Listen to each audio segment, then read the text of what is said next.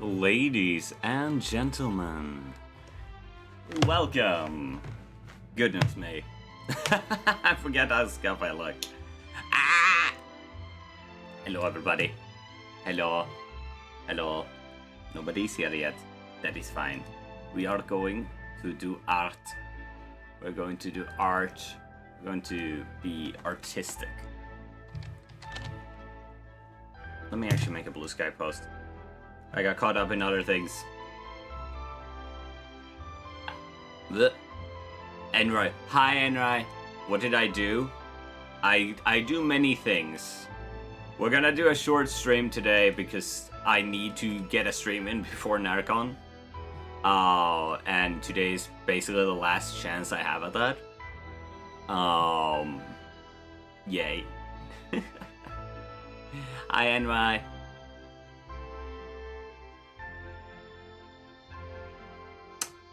I've not done anything which could be the thing that I've done. On me check.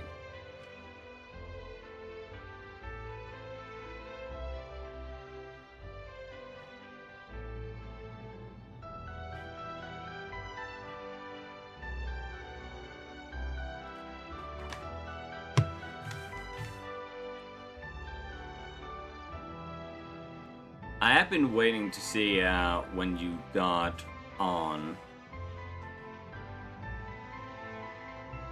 How to get busy worried for no real reason. Ask him what he has done. You asshole! You utter asshole! I do need to send you something to have a look at though. To see if it's really dumb. Alright. But first. I am going to make this blue sky post.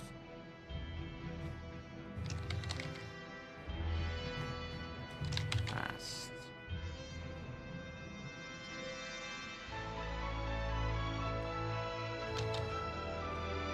I mean, yeah, probably.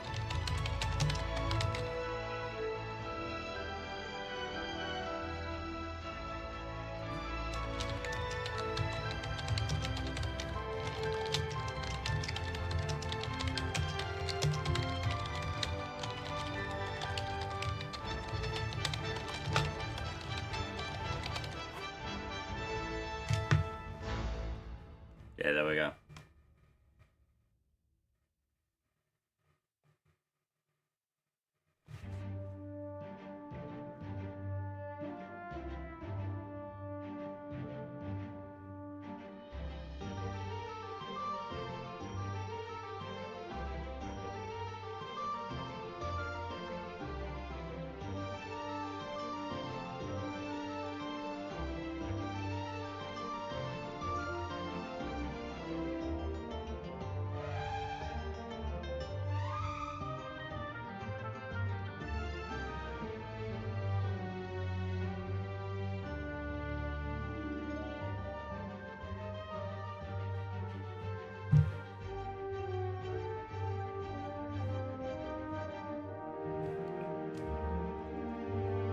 Alright.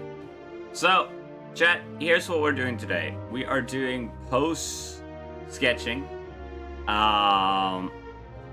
And I'm going to be giving myself 2 minutes per each pose to try and draw them as best as I can.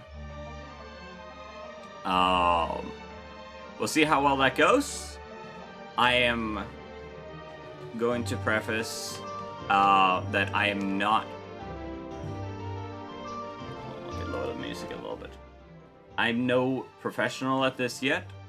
I am very new at art, so if anyone is here to see someone who knows what they're doing do this, you've come to the wrong channel. There are a lot of people who know what they're doing a lot better than me on the platform, so don't worry, you can find them. But if you want to see someone give you hope that, oh, maybe I can learn too, that might be exactly where you need to be.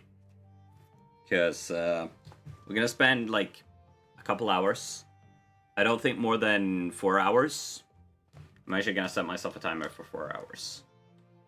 Because after that, I need to make sure I have everything in order for TwitchCon. I need to take a shower because the weather is absolutely rancid. But yeah. Let's do this. Okay.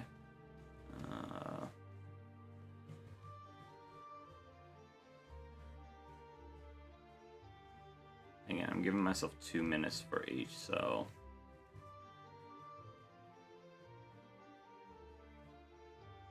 I kind of that shape to it. The hand.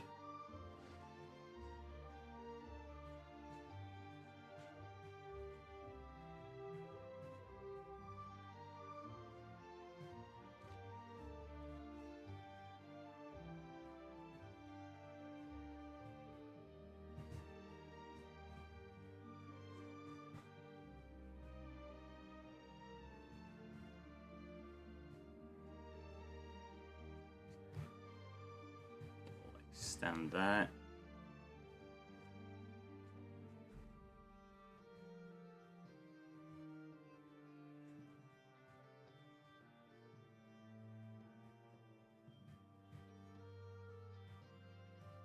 I feel like this leg is not white.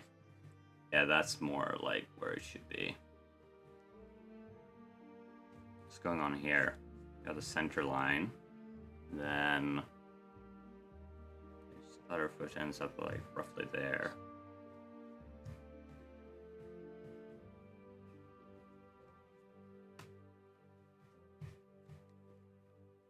And this kind of just blends together because it's all hidden. So his actual shoulder is more like there. We actually have time to add a little bit of the hair. Alright.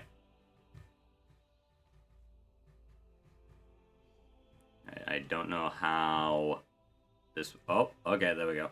Alright. I'm gonna try a little bit different here. Sleepy! Hello, hello, hello! Are you hyped for Narcon?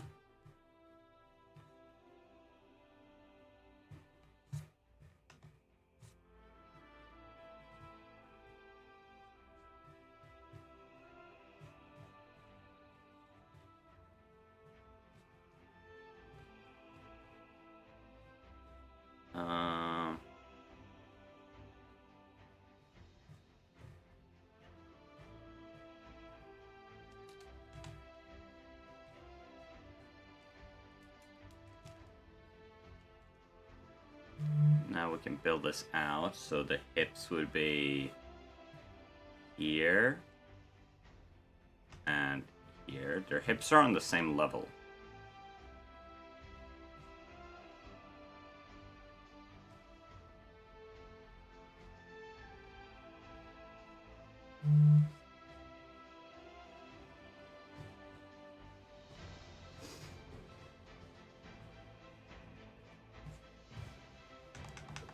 Yeah, the basic sketches are good, but I'm not liking how my additions are turning out. Man, I'm scared for Narcon. Why are you scared? There's nothing to be scared of.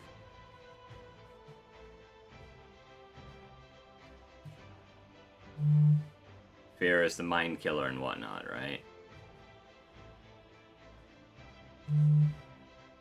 Still find it very funny that there's so many works of fiction that are like, hey, here's a warning about like don't let overly charismatic people. Oh, glory to Slaanesh, glory to Slaanesh. Hello, Athena.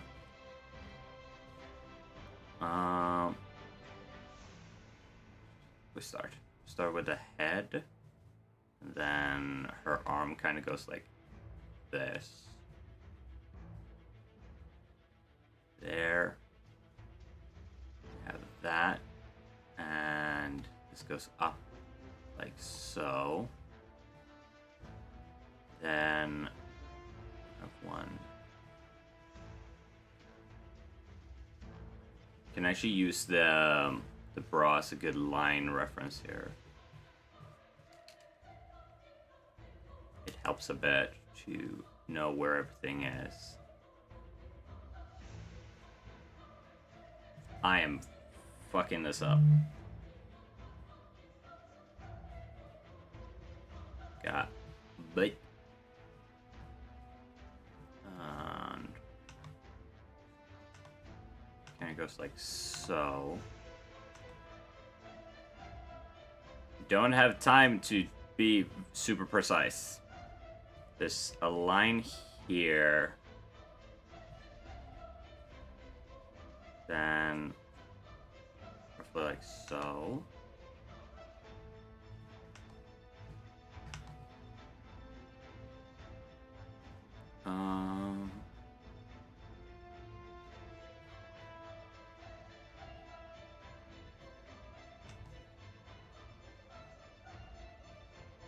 Get scared because fun fact: Warhammer Total War 3 mod adds Slaaneshi Skaven. Wait, which mod?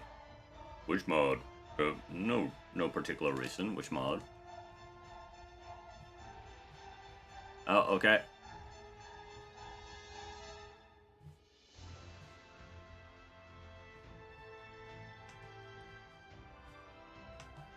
I see a very clear line that we can use here.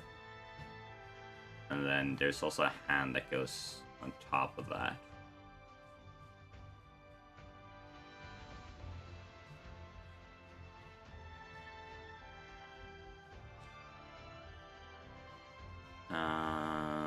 Goes down and then up like so. It's a bit sharp.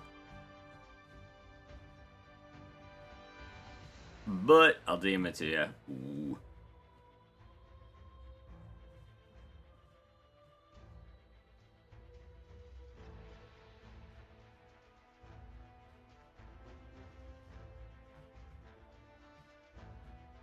And hello, Nix. I see you in there. I am being far too... I need to, like, narrow my focus. I need to narrow my focus. Just got, like, this... really... kind of square head going on. I think it's because of the angle. Her head gets, like, all squarish.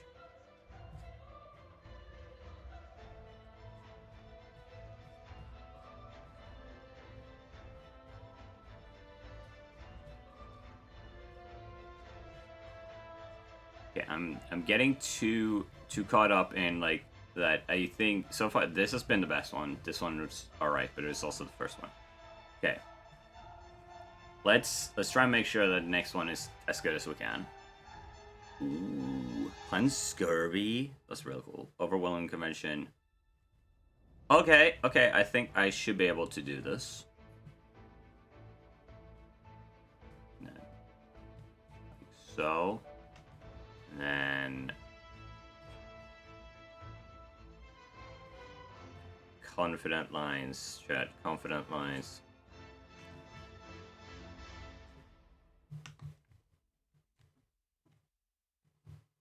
legs. She's got so much leg.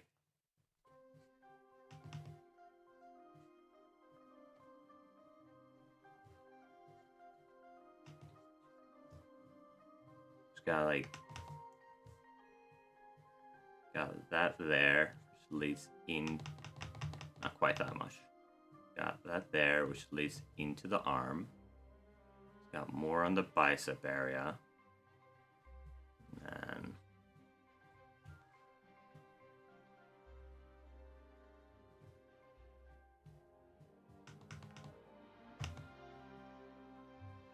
there we go. I think I've added too much on her. She's gotta slim her down a bit.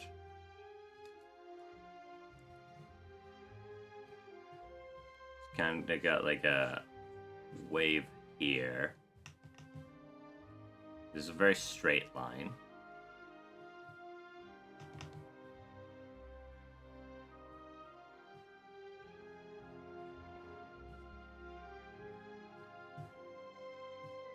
Her muscles are very relaxed, so they're not really making much of a movement here.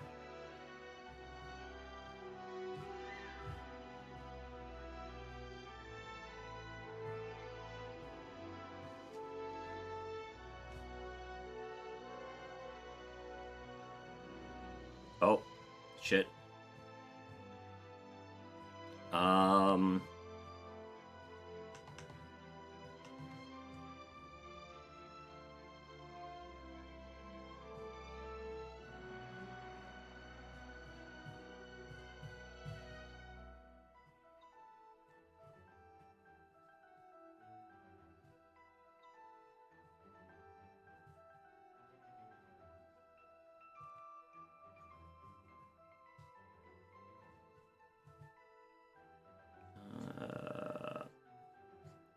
Bum, bum, bum.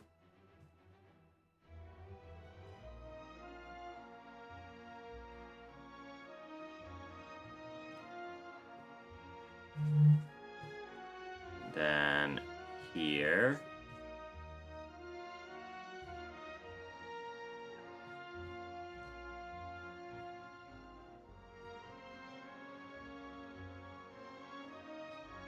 Leg comes out, like so.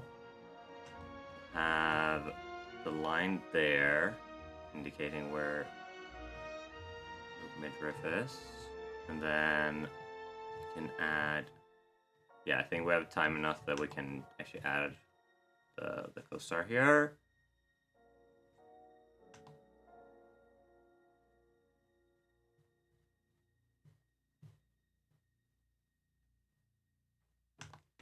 That is in the wrong spot.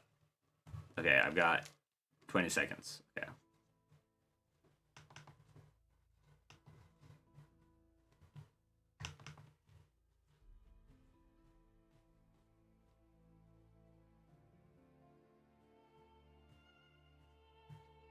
That is not right perspective voice.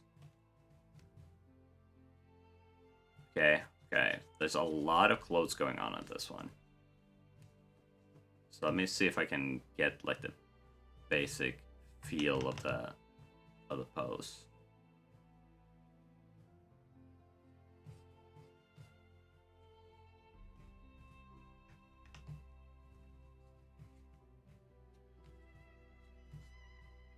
And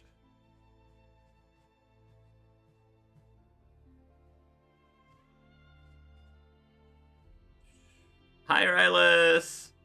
Oh, did you see it? I saw it. I have not read all of them yet.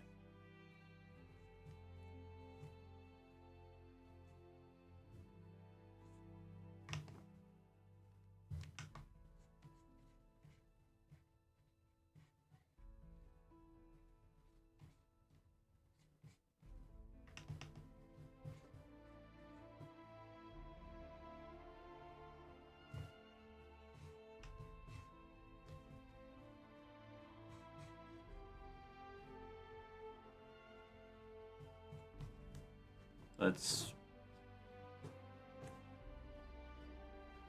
If we just look at like fold lines here real quick.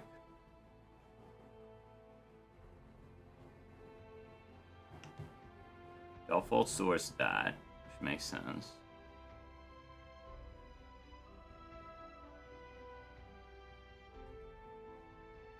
This one just folds in that general area, because that's where the arm goes. And then it kind of crumples together here, because that's when it will just bunch up.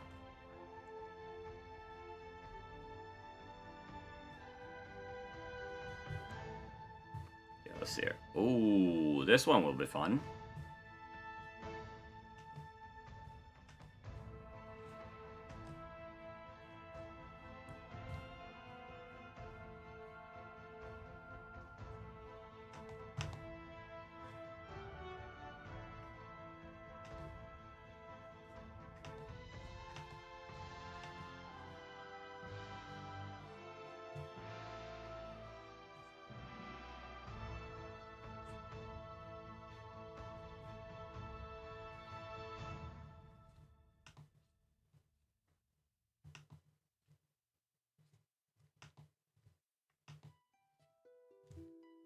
I've got proportions wrong. This gap is too big, I think. I think it's this stuff feels wrong. I feel like it works stylized as like a stylized thing, but like where the fuck is this going? It should go like that. Yeah, so this line would have to go up to here instead. Okay, let's actually pause this one, because I kind of want to see if I can fix this.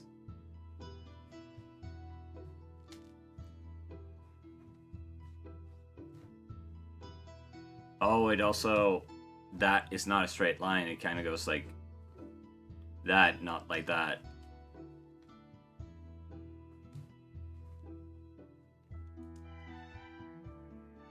Which makes a lot more sense, honestly.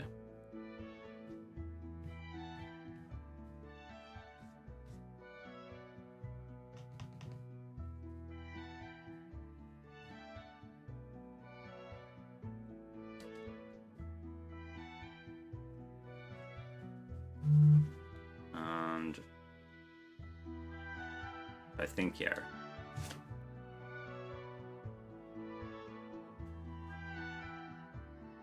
Himamata. I like that. Okay. Don't like is going to sit in the vendors. Ooh.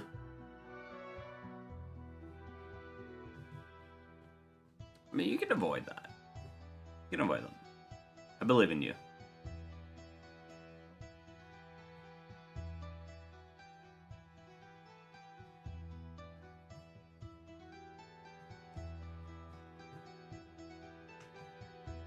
How do I... Oh. There we go. I think I'm figuring it out. Like, this... These needed a little bit more mass to them. Like the folds. Because if I remember right, the way that these are sewn, like the kimono sleeves, is like so. Right? Like, this is the opening. And then there's a seam going down here. With the fabric opens like so. And goes back. And you can use this like a pocket, like you can have your little...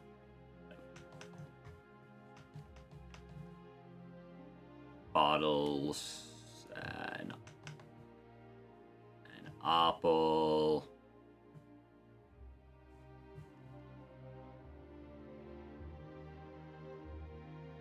a knife. You can put all that in there, so that would make sense that it would... No, wait, how would that make it batch up like that, though? Hold on, wait, because I can also see, like, a full line here. Of course, there's a full line there, but that makes sense. Because that just leads into that whole thing.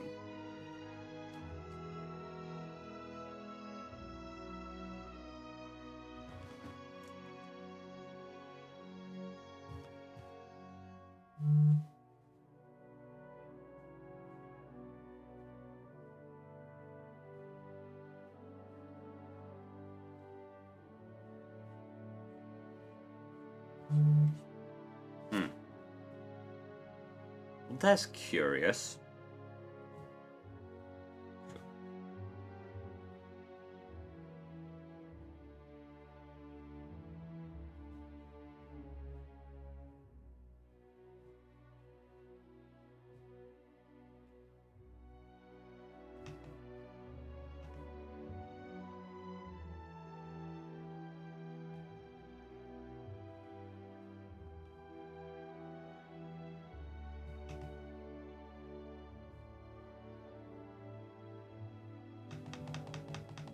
Hmm.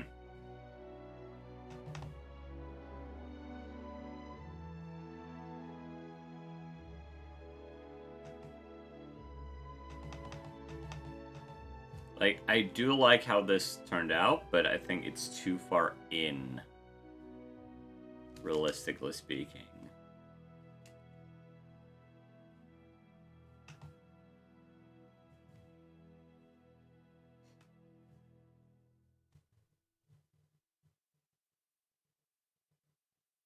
Hmm.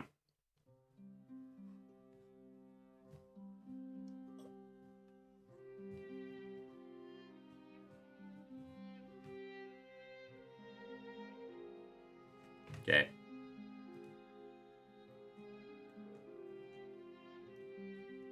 Let's get ready for another one. This one, I'm gonna try and do really small.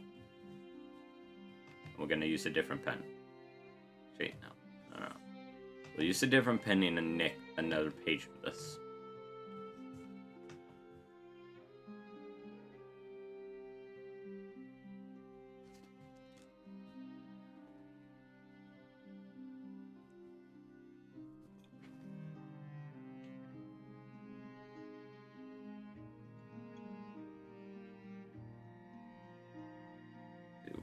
Let's do this. Okay.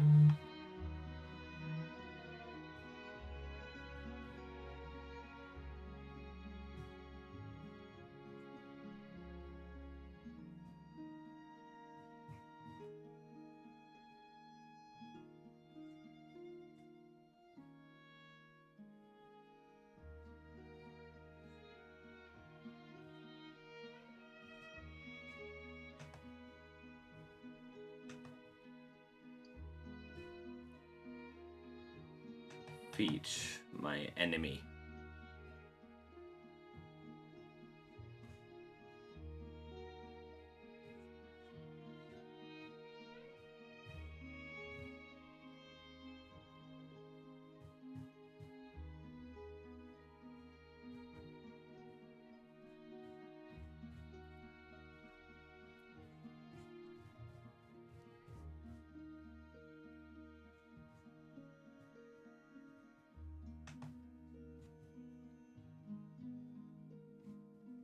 And then because of the fabric, that goes like so.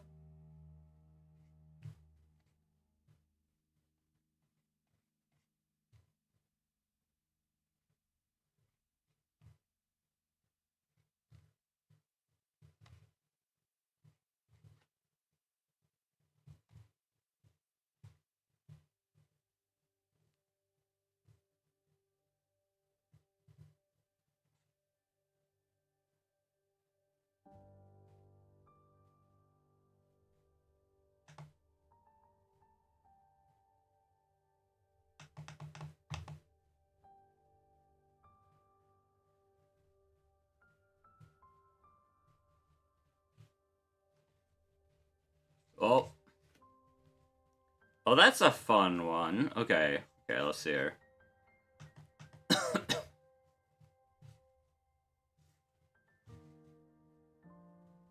me try something different for this one.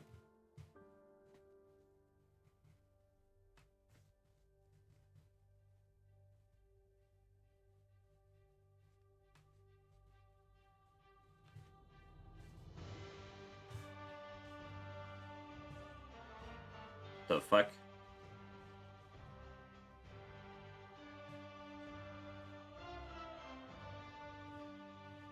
Yeah, these need to be closer together. Everything is fucked up because I did not establish a center line.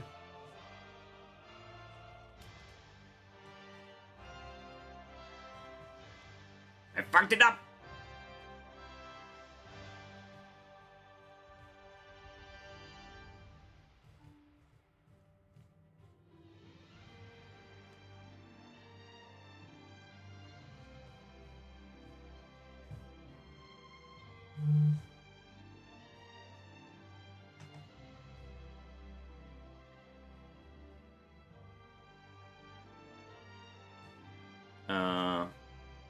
And then the jacket adds mass, like so.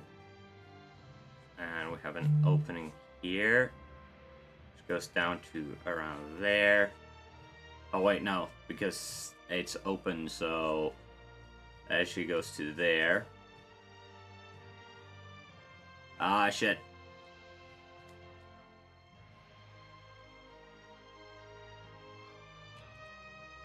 Ah, shit.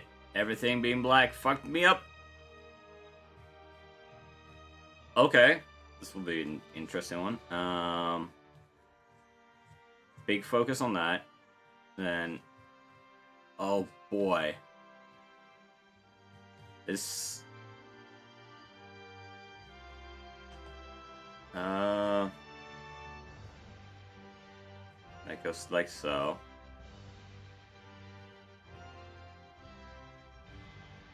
Jeez. So small looking.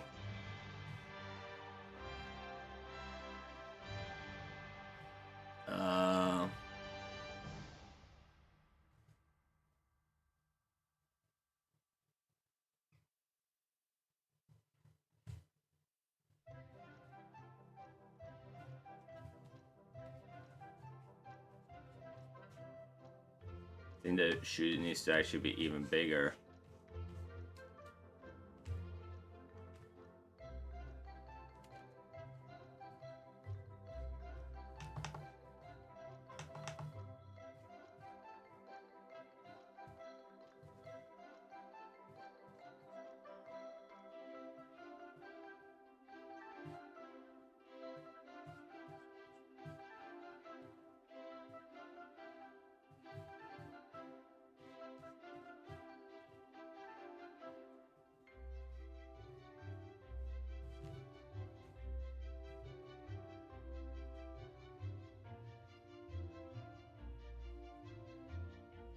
I don't know what I'm doing, so I'm just adding these details instead of actually figuring anything out.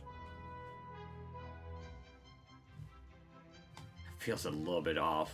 I think we got space for like a couple more.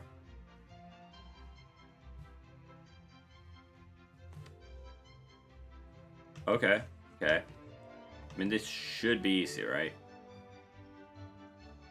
Thought I. My hubris. Oh no, my hubris. My hubris. It's come to haunt me!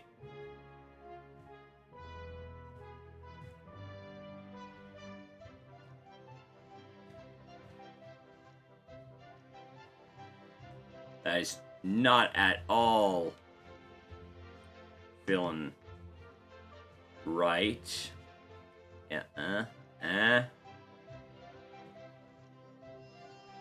I know guns better than this. What am I doing?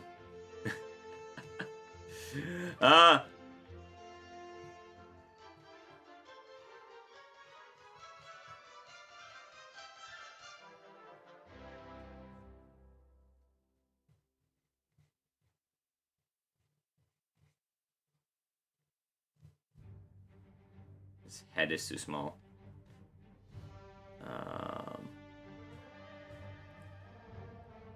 Fuck. It's capturing somewhat the essence of it, but the guns are wrong. Guns are wrong, and... Oh, the arms are too long.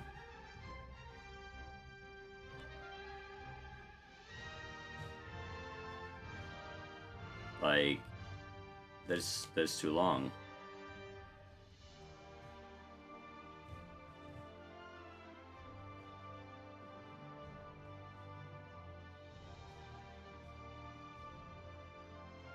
It's a little bit better.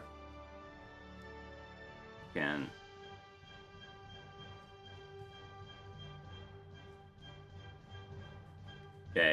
think this is our final one.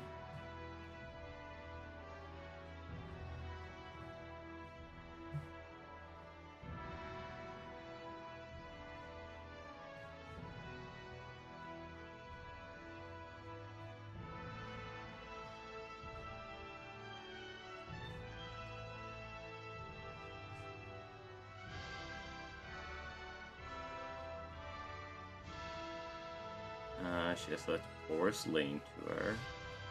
She holds mirror here.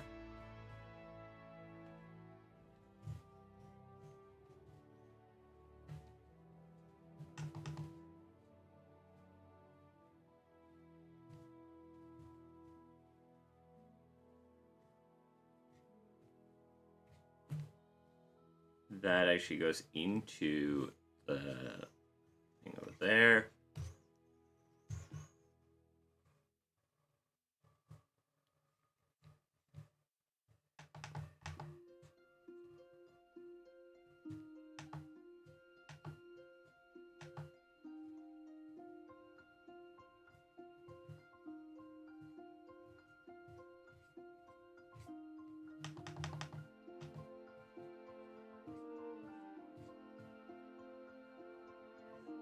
There, we got that line.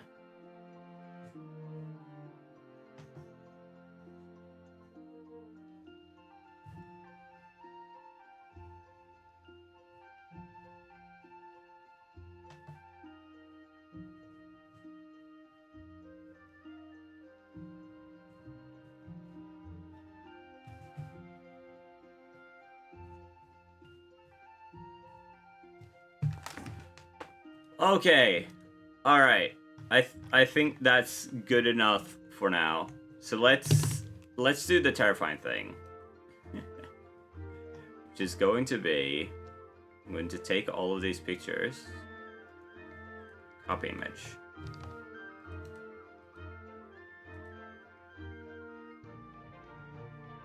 I'm going to copy them into my file.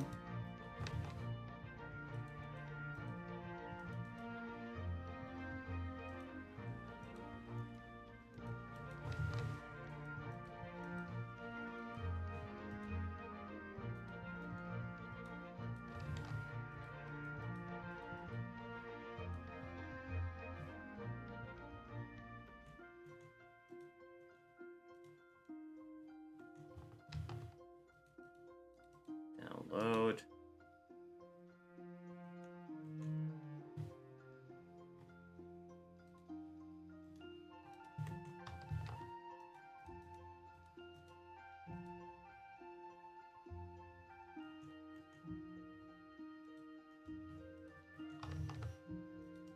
Dun dun dun dun dun dun.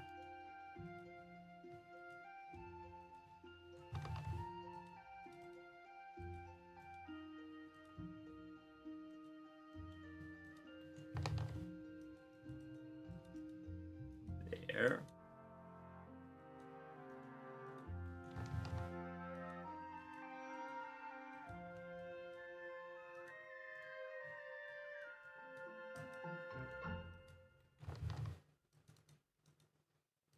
Because we want to see how close I got.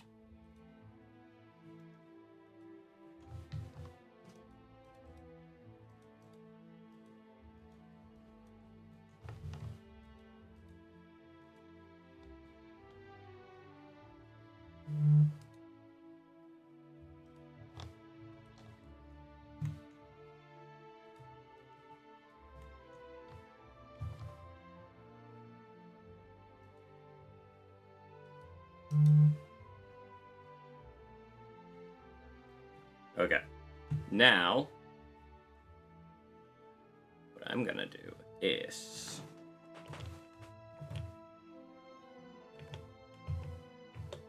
move that source, scale this up.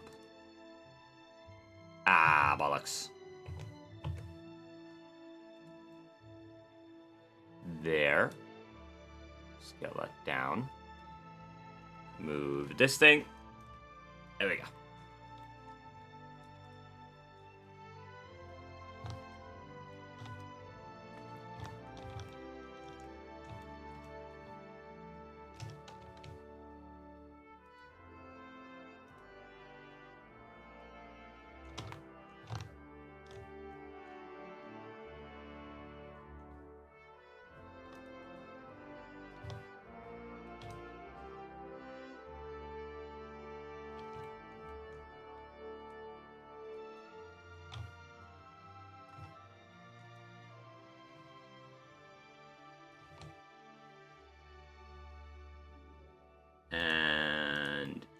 this one down to here.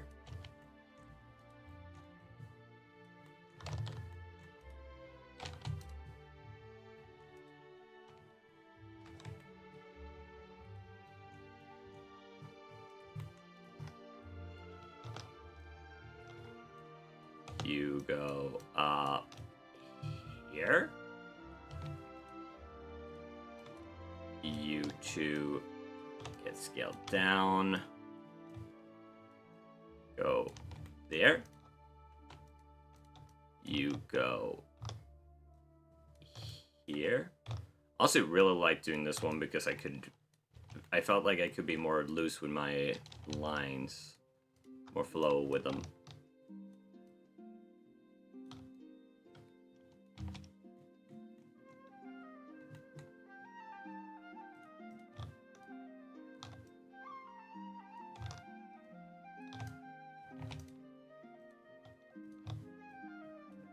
You two end up here. You end up here. You end up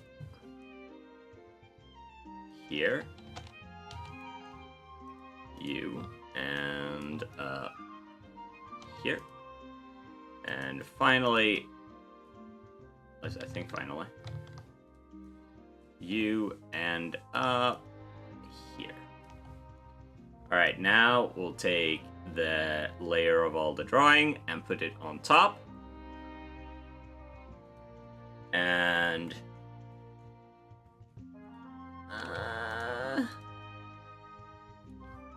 I lay him on top, not perfect, but definitely not utter garbage. That one I'm pretty alright with. You two. Oh, I definitely got the distance wrong. I got the distance wrong. I got the legs wrong. The legs are too short. This fantastic model, though, no.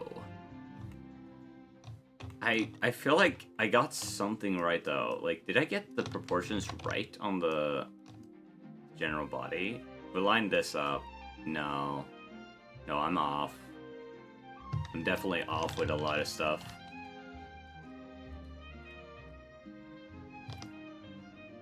You, knightly fellow. Scheiße. I'm gonna put you on the bottom of everything as well. I mean, the arms are roughly right, but not nearly to the standard that I want to hold myself to. How about you? Okay, you know what? I'm pretty darn happy with that one. For what it's worth, pretty happy with that.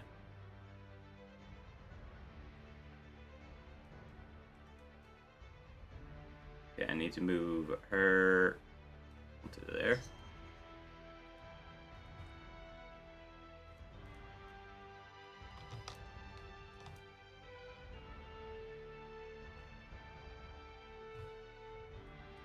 Oh, this is...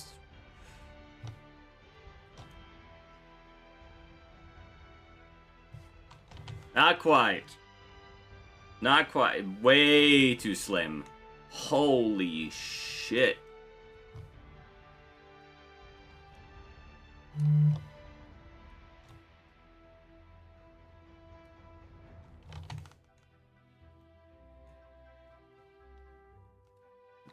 I mean, overall, not terrible in terms of like carrying the oof proportions. Oh, the proportions. The feel, that's on point, but the proportions, ooh baby, oh boy.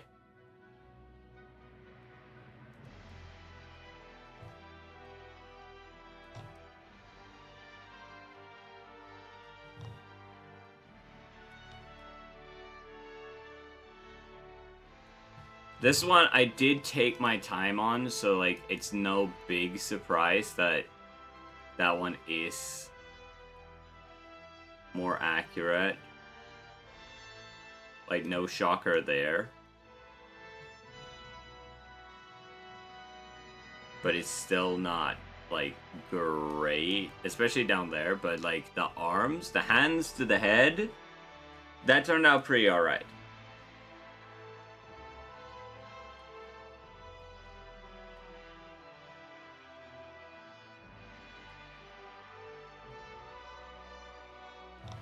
How well do you line up? Oof. Not quite. Not quite.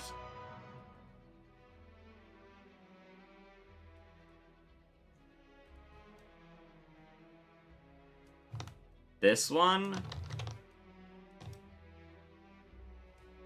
Proportion-wise? Pretty good. Now granted, I did also intentionally like make some guidelines for myself on that one.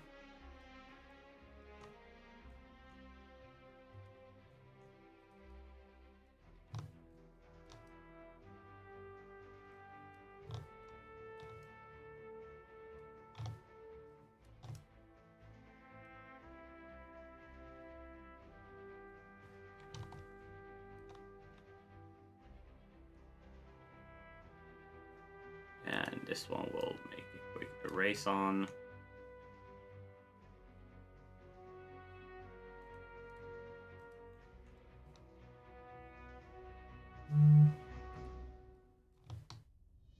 So let's see, how well did this turn out? We'll scale it to the boot.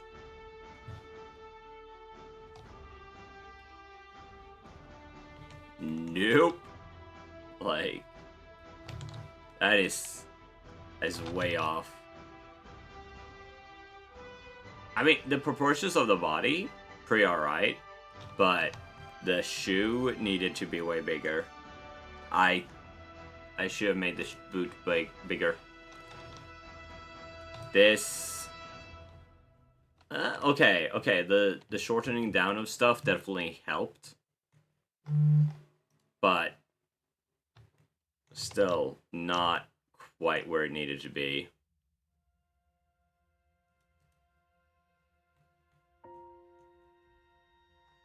So, without this is what we had. As references, this is what it became. Overlaying it, like, legs way too short. I got the hip line right. If I'm criticizing myself here, right? Let's do some self-critiquing here.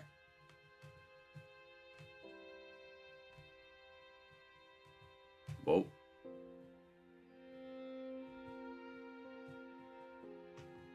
Like, hip line, that seems to be aligning, but the legs needed to be longer.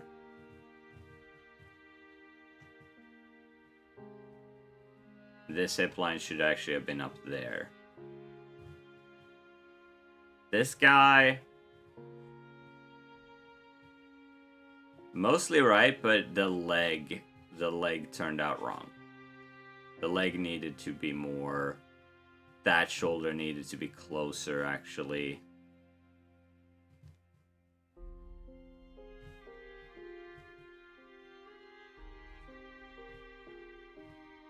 And this leg should have been shorter.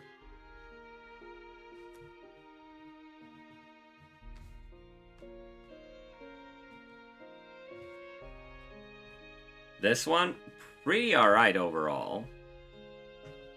This should have been shorter. I wonder if that's where it messed up. Because that's pretty on point.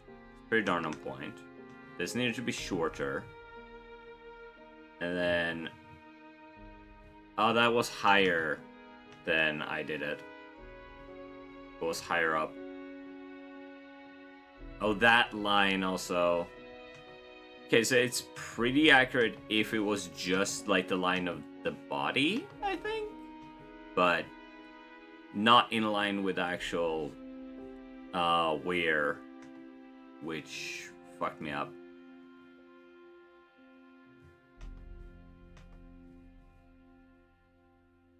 This one, oh dear.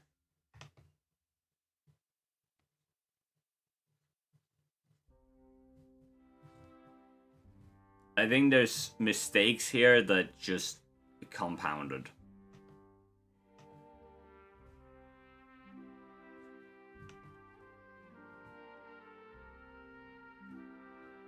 Like, goodness me.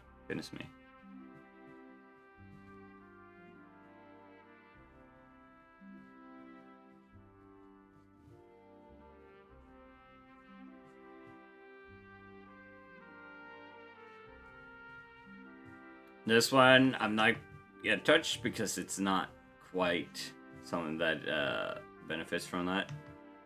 This one, I think the hand sketching, like the method for the hand sketching was pretty alright.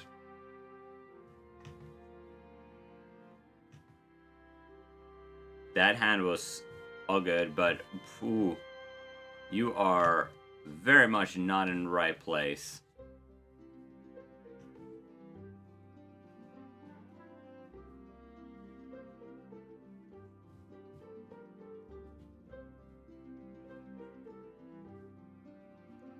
The chest became way too small. Needed way more mass here. Oh, I actually shifted it also. I accidentally shifted it that direction. More mass.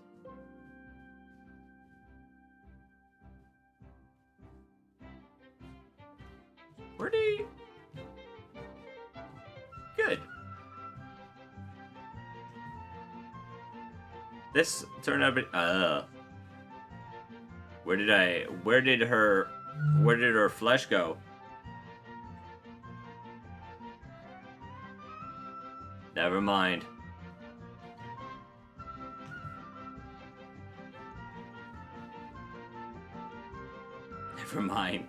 Never mind. But,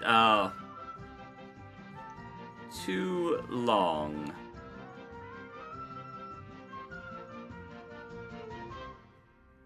Just about, but too long.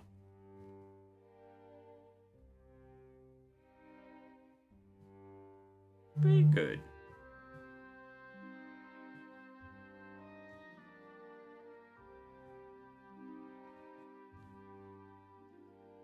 So there's the ear.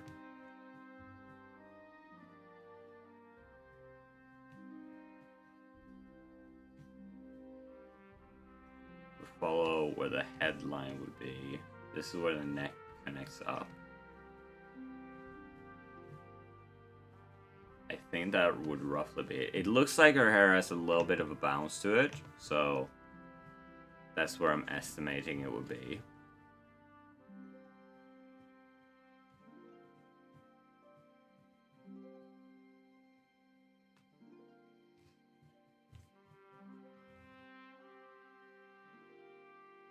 The neck is shifted. That direction, which is off. It needed more mass here. But again, from a stylized standpoint, that's not too bad. This one, however, what the fuck? That one was all fucked up. This one mostly needed a bigger foot. Needed this to be shifted up.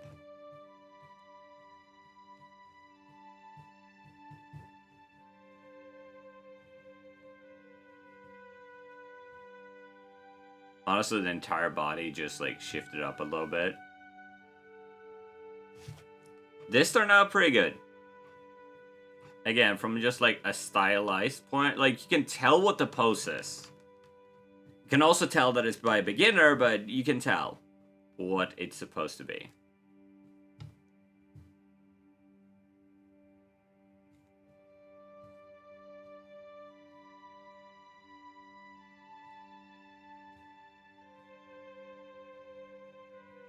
If I look at it though,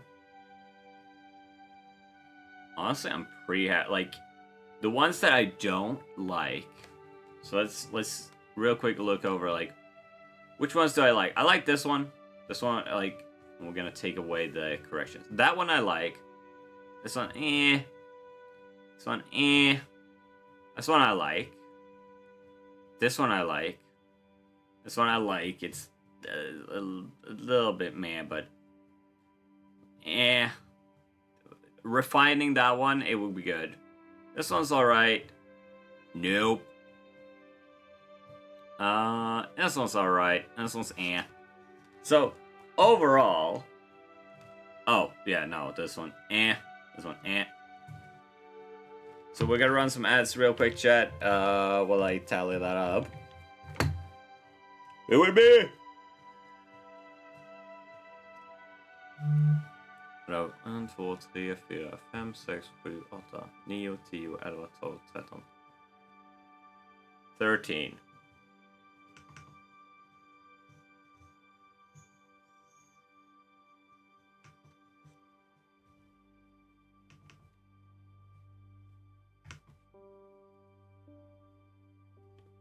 One, two, three. 3 masks. Or nose. 3 nose. 1, 2, 3, 4. 4 masks. Which means 6 OKs. So yeah. Yeah. See, that was more meh. Especially the lower you go on it. I will actually balance myself out there. I will not be that biased. I like the fact that it got the feel across, but looking at the full thing, that is more of a meh.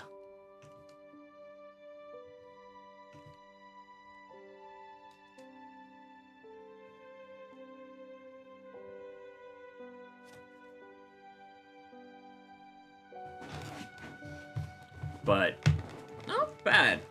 No, overall, pretty okay outcome.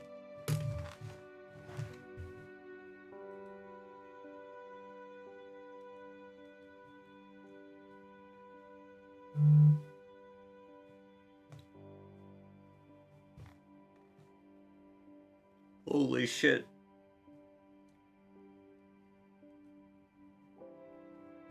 Someone to be bombarding me.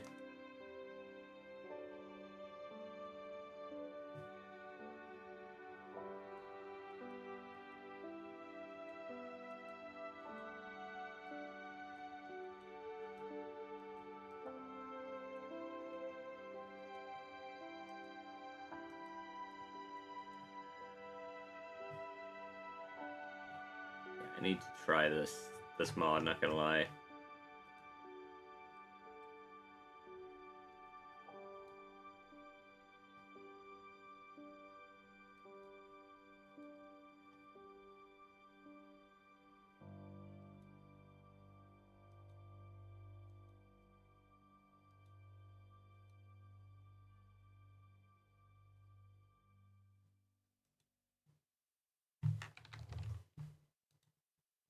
Go, the blood runs.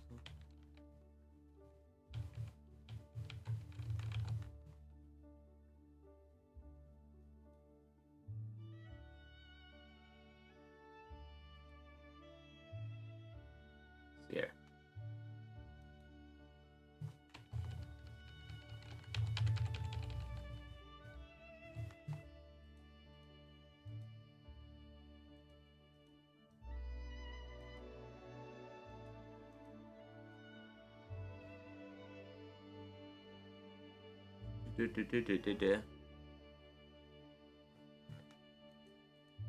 Which is a Slaneshi scaling. Are they actually deciding to be subtle Slanesh?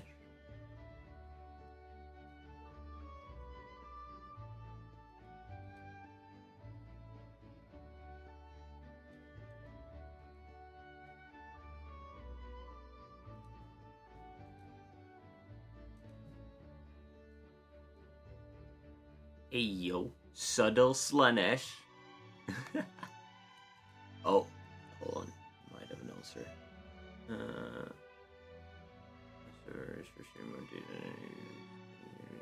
No.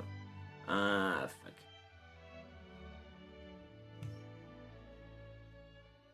Reader index, species, respiratory index.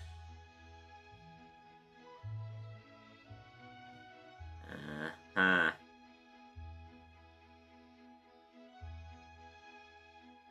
Probably my inventory. Bollocks.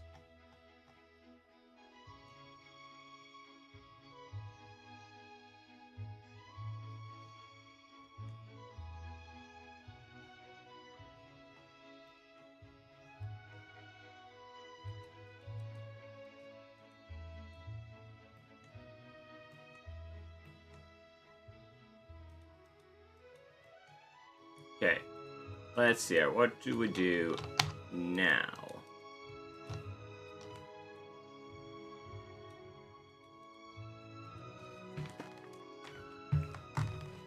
Oh, fucking...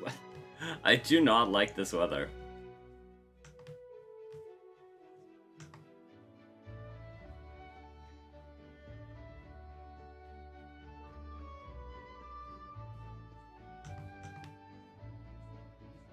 Do not like this weather at all.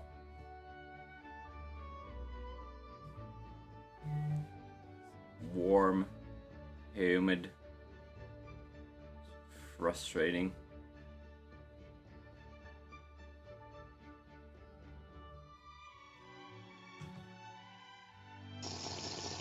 Abo, thank you for the hydrate. And a posture check too.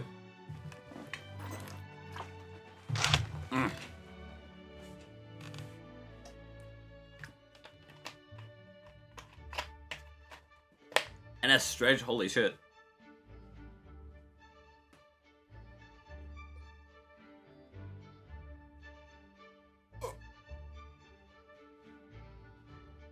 Oh, Jesus. Hi, hi.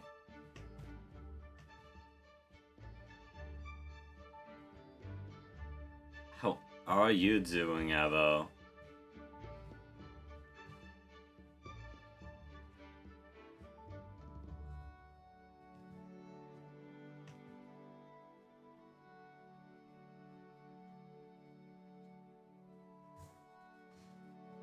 It's 4 a.m. currently. I'm at work. Ooh. At 4 a.m.? Jesus. It's my last shift with the bigot co-workers, so that's about us. Hey, just gotta outlast, right? Just gotta last.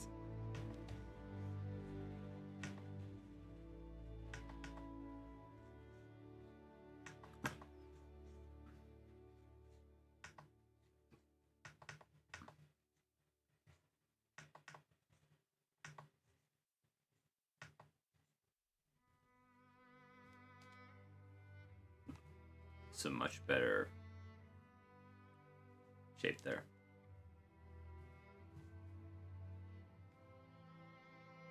But yeah, I do graveyard shifts because I don't like talking to people IRL. Fair. Not exactly my kind of problem because I went into service because I like talking to people. You know that meme of like the person sitting on by the desk working and then they got like the little sign that says don't talk to me. I'm a yapper.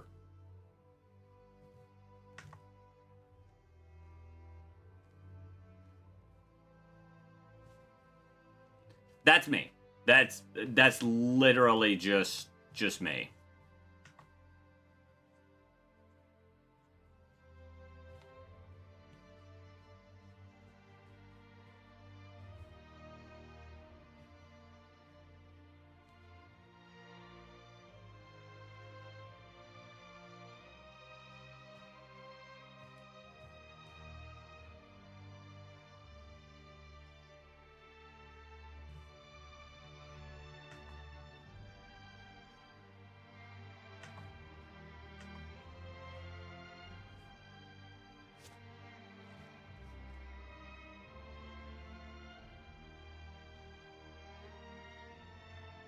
I'm a yapper, I don't mind yapping, but I don't want the stress of people coming up to me and asking for me to help them when I could just not.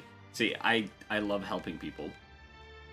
I love providing service to people.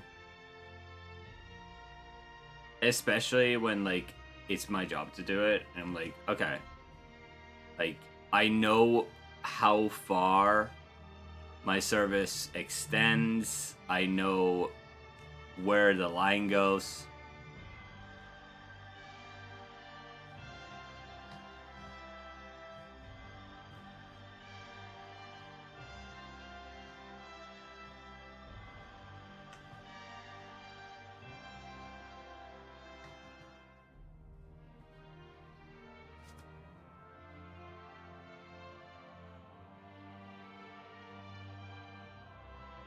What the fuck?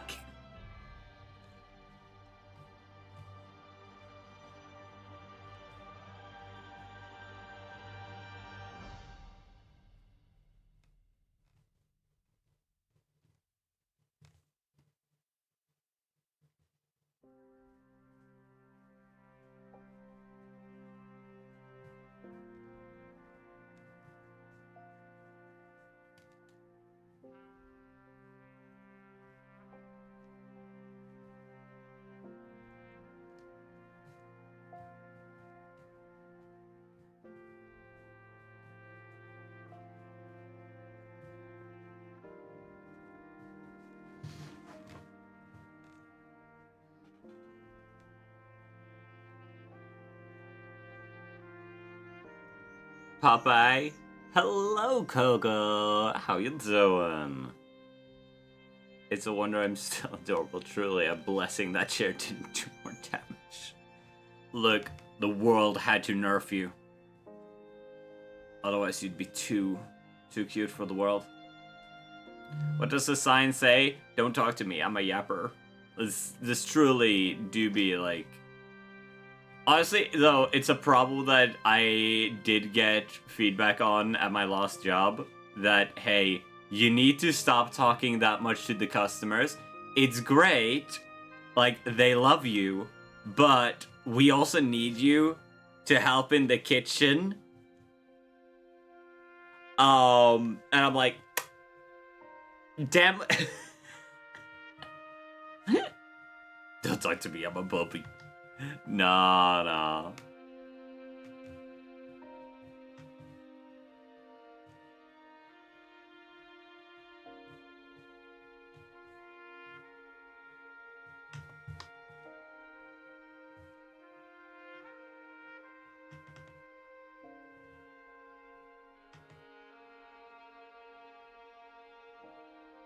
I'm not asking you to go back in the kitchen. Oh my lord.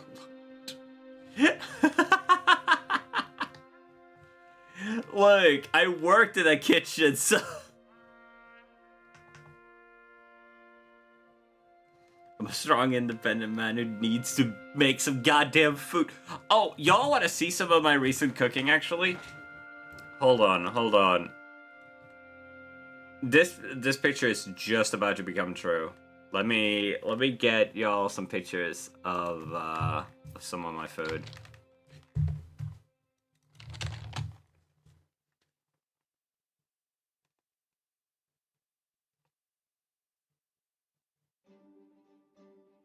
Bro took a 12 d4 share damage.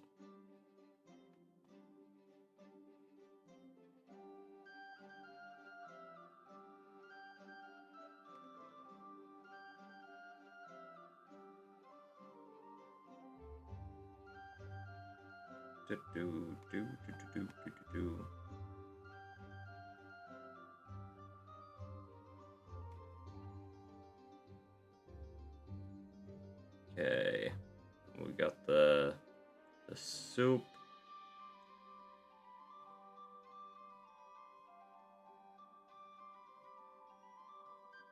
Where's some more of the foods? Oh sure, we'll toss in the cursed one as well.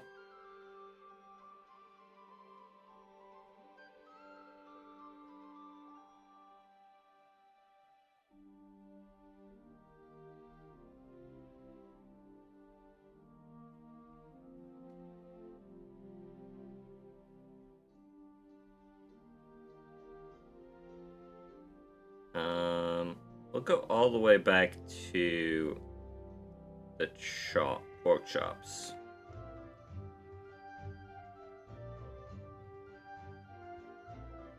Okay, there we go. Oh.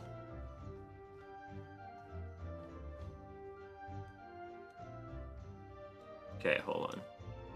I need to do a quick bit of working on this. Oh. Give me a moment, chat.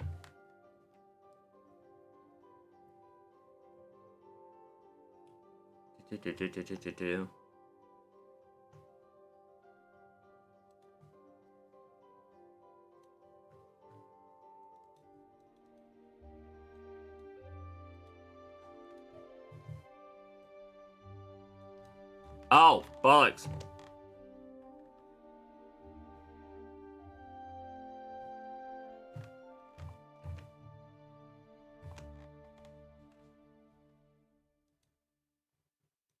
Wait, what? Huh? Oh.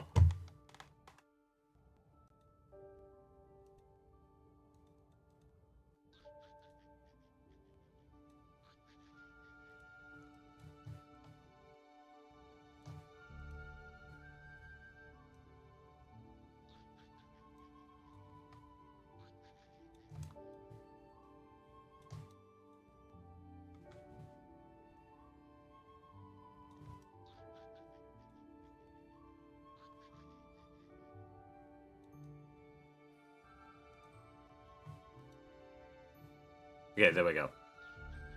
All right. Okay, studio mode is confusing. Sorry.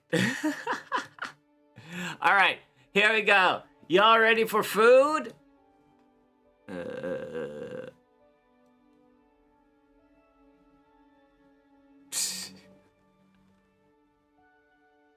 Oh yeah, I mean that's been public knowledge for some time.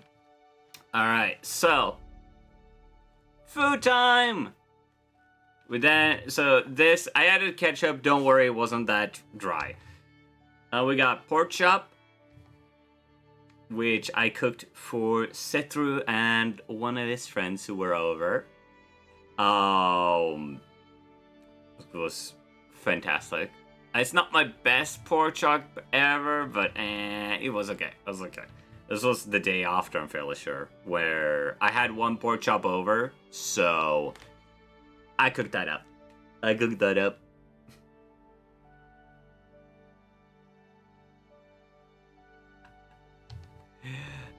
Then we got a sandwich, like a proper American style sandwich.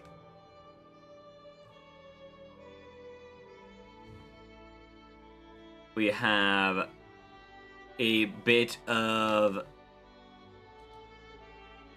minced chicken meat, or chicken, minced chicken. That would be the English word for it. And just quick and easy flip of rice with some sesame seeds, some honey. Pretty simple. Got some chicken and potato with a pan sauce. Do you guys get zucchini or summer squash? I think I could get that at a decent price. This is a pretty simple meal, but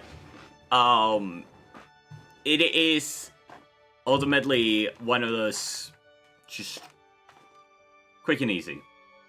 Fried potatoes, which I'm fairly sure is the leftover potatoes from the boiling. So that's my tip to like how to make really good fried potatoes. Boil them, then fry them up the next day.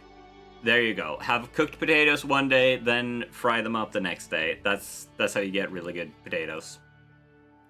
And we have this one, which is a bit of a mixed bag. We got chicken. We got, if I recall right, that's just like mixed greens that are fried up. And then we have rice, of of course, and some brown sauce. Nothing super fancy, but food's food. We have this thing. Terrible, terrible picture. I'm sorry. But it wasn't super great either. We're almost at the atrocity food, okay? So like this is my cooking. Right? We got more American style sandwiches with a non-alcoholic Captain Morgan and Coke. Some recommend something then. Get some, slice them semi-thick, coat them with a bit of egg, season some flour, coat them in that, and then pan fry them. Ooh, that, honestly, I gotta try that. These sandwiches are fucking beefy.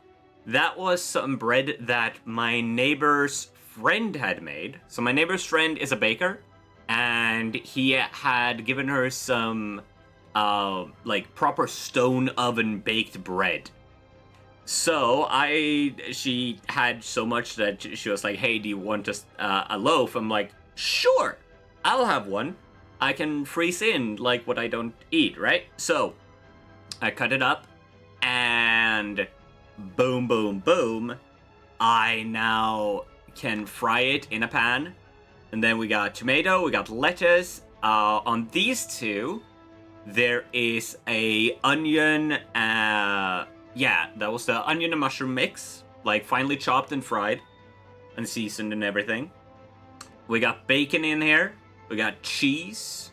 We got an egg mix. This one is without the cheese and without the mushroom onion mix because the person for that one didn't like that, so I took that away. We also have some honey melon that we're eating with it, and of course, like I had some lemon left over from when I was doing the pork chops, so I put some sliced lemons on the glasses just for decoration. But that is such. This was a real good meal, and all the better when shared with someone. So, y'all ready for the atrocity? Let me get some like proper, like terrible music for this. Yeah, I guess themes.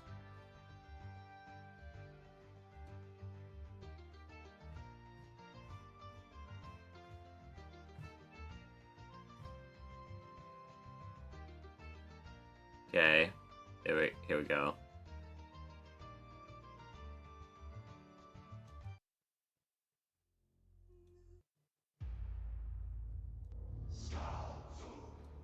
You all ready? We have had the good foods. Now behold.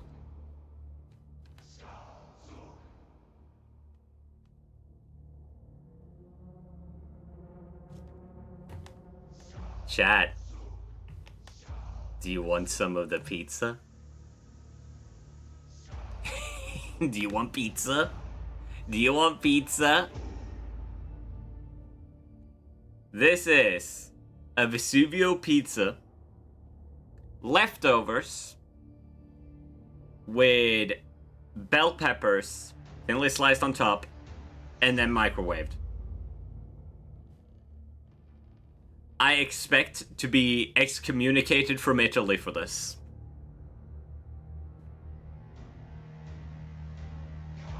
They say that doesn't bother me. I've seen way worse. If anything, that sounds kind of decent. Roll that shit up and get a crunch. Honestly, yes. I would, especially with fresh bell peppers. I like this. We're all on the same page. We're all going to Italy hell together, chat.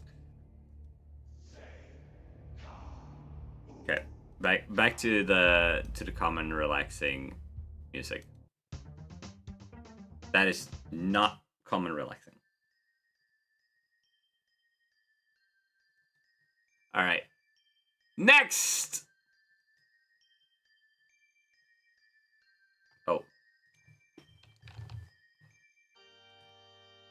Really fucking simple.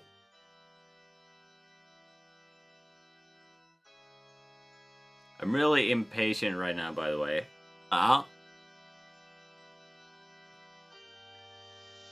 It's just chicken, macaroni.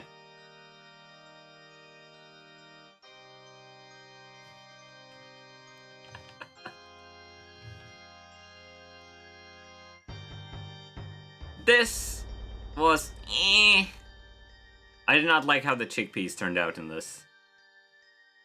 I don't think that it worked out. See, that looks like... Oh, we're gonna get to a soup, chat. Don't worry, don't worry. We got Pepsi in a mason jar. Got some rice. And this is a mix of, if I remember right, we have onion, we have spinach, we have tuna, we have... Do we have rice in this? No, we don't have rice in this. This is not fried with rice, and then we have chickpeas. I don't remember how I season most of these things because I just cook on vibes, but a lot of it has paprika, salt and pepper, some sugar, possibly herbs, possibly curry, possibly MSG. Like, I basically raid my own spice cabinet and go, well, what feels like it would be right for this? And the curry is a go-to often because it gives a bit of color to your food. Soy sauce. Oh yeah, there's most likely soy sauce on this thing. Speaking of soy sauce, there is soy sauce on this. That, I know exactly the soy sauce that I'm using for that. MSG, Uncle Roger would be proud. I'm still figuring out exactly how to use it properly. And like how much I need to add to properly get something out of it. Like what effect it has, because I'm like, can't quite put my finger on what I'm doing with it. I should taste some just on its own to like get a sense of like, oh, that's what this is gonna add. But this, again, minced chicken with 2 soy sauces on. I have 2 soy sauces that I like using. One I use for flavor, and the other one I use to add some color. This one, I always, for minced chicken, I always toss on the one that adds color, because otherwise the chicken just looks really plain. It could taste great, but look really plain, and I don't want that. I want some color on my minced chicken. We got rice next to it. No sauce for this, but the chicken has enough sauce in it that you mix these up, it gets pretty alright. Also, I love these mugs, and if my neighbor ever gets rid of them, I am stealing them. We also have some lettuce to, you know, add some green to it. Oh yeah, this was the tea. This was the time when we had tea and we tried to add lemon, and it made the milk fucking split, and my autism did not like that. It was perfectly fine, but tastes great but look plain. Wait. Damn!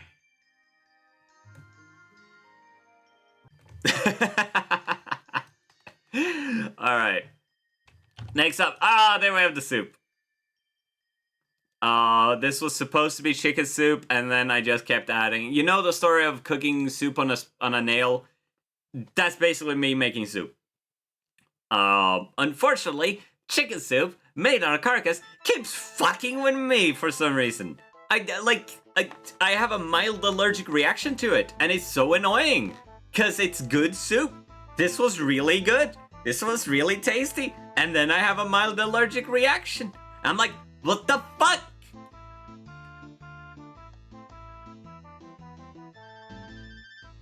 I mean, you made it on a carcass, dead body? Yes. Like, the leftovers of the chicken. After I butchered the chicken, you get, like, the center of the chicken. Like, the bones and all that. You toss that in a pot, you cook it up, and you get basically a stock that you can then make the rest on. Chicken soup? Bitch, that's our eggs. Gotta let them grow up before... Nah, I cooked it on the mother and the children. I know there's a far worse dish than that joke. Cooking soup on a nail. You've never heard the story about cooking soup on a nail? An old lady comes to the house and asks for soup. And the man of the house says, I don't have anything for cooking soup. I don't have anything to spare to cook you soup, lady. Like, I can't just go make you soup for anyone who comes by. And she says, no. You have a well. I can see it outside. He says, yes, I have a well. We can get water. And then she says, that's fine then. I have this nail. And she pulls out a metal nail. And the man goes, okay. Elaborate. I don't see how this... And she goes, oh, you have not heard. Okay, very well. Well, put a pot on the stove of the water, and I'll show you how I'll make a delicious soup out of just this nail. And he goes, well, you know what? Fuck it. I'm curious now. I am curious. Let me get us some... There we go. That's a good track for this. And he goes, fuck it. I'll find out. Let's find out. So he fills up a pot of water, puts it on the stove, it starts to boil, and she goes, very well, and puts in a nail. And he says, when is it gonna be done? And she says, well, don't worry, don't be so stressed. And she takes a spoon, puts it in the soup, and blows on it. I mean, it's good, but it could really use some salt. If there was salt, then it would be really good. And the man goes, well, I do have a little bit of salt. And she goes, if it would not be too much. And he goes, you know what? Sure. To make this really good, we'll add some salt. Adds the salt, and she goes, let it wait for a bit. And takes another... okay, we're getting there. He goes, getting there? Well, if we had some potatoes. It goes, well, fine, I do have some potatoes. We did get a good harvest. Puts in some potato. And then bit by bit, you add more and more things, and she keeps going, well, it would be really great if we had this. Eventually, by no means is this like big, like advanced stuff, especially at the start. You start out with very plain things. Eventually, it's like, yes, now the soup is done. And she pours 2 bowls, and they eat of it, and the guy goes, oh, that is delicious. She goes, very well. And then fishes out the nail out of the pot and pops it back into her pockets. And goes, how did you do it? Well, you know the recipe. You just gotta find your own nail. And after a good meal, she disappears. But the recipe stayed. Passed down through the generations. And that's how you cook soup on a nail. And that's basically how I do my soup cooking. I just add more bits and pieces as I go. I'm like, okay, I'll typically go to town. I'll go to the store. See, the secret ingredient is tetanus. But I'll go to the town, I'll see what's on sale, I'll see what's cheap, and then I'll get that, I'll put it in the soup. And then I'll check my cupboards as I go. I'm like, oh, well, I could add this, and more stuff gets added. And that's how I make soup. Okay, we have the final one here. So we have some bulgur. This is a recipe I learned from my former boss. Funnily enough, this doesn't mess with me. Pretty much. Pretty much. It's just this old lady making him cook a soup. Bulgur is really fun. I gotta make a cooking stream sometime where I make this dish because it's really good It's pretty simple. And I found one place that sold... Holy shit, guys. The bulgur was so cheap. So fucking cheap. I was delighted. And we have something more plain, but this time you can at least see, like, that I add ketchup to the macaroni. Again, minced chicken. Nothing exciting. This was a midnight meal. This is fried chicken, or fried rice with, of course, some eggs in the fried rice.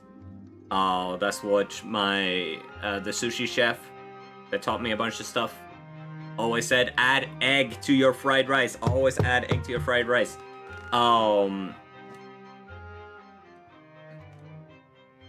Then tuna, salt, pepper, and some herbs. Just an herb mix. And I think some sesame seeds ended up in there. It was just like, hey, what do I have in the fridge that I need to get rid of? Tuna would kill me. Like allergy, or I really, really, really don't like tuna. Because I will say, if you can eat tuna, it's such a good thing to have in the cupboard. Because canned tuna lasts really long, and if you can figure out a way to cook it that is acceptable, you can stock it up for whenever depression hits. Depression meals are so fucking important. Of this looks burnt. Chat, I get that this looks burnt. It's not. That is just the fact that I've got a bunch of soy sauce from another meal. Because I use the same pan over and over. I let the heat kill whatever decides to make a home. The heat kills it. And I just keep seasoning my pan that way. Allergy against any sea-based food. I'd shit for the entire night with optional upper end ejection. I fucking love that description. Stock it up for whenever you're depressed, huh? So I will always be eating tuna. Why are you eating so much tuna? I eat tuna when I'm depressed. You got tuna for every meal. Now listen here, you little shit. We have this. This is really plain, I swear. This meal is really plain. The watermelon is carrying the visual presentation of this so much. Oh, that is just onion, potato, carrot, sausage, and some chicken. Seasoned with a little bit of soy sauce. Some herb spices. Some salt, pepper, paprika. It's seasoned, but it is really, really simple food. Just toss it in the pan. Let it sit there. I added the chicken towards the end of everything else being like, yeah, it's okay to eat. I added chicken that was frozen, and then I cooked it until the chicken was cooked through. Great tip if you're really like... If you don't want to wait, put something on that you have to wait for. Because I ain't about to eat raw chicken. Oh, listen, next time you have watermelon, freeze it, trust me. I do have a bit of watermelon left that I still need to use. Then we have basically the same thing, but fancified a bit further. So, it's the same basic thing with the chicken, the potatoes, onion, but we also added chickpeas. This has gotten to cook longer. It's got a bit of garnish of just cucumber peel, which I would not recommend as a garnish. I would not recommend cucumber peel as a garnish.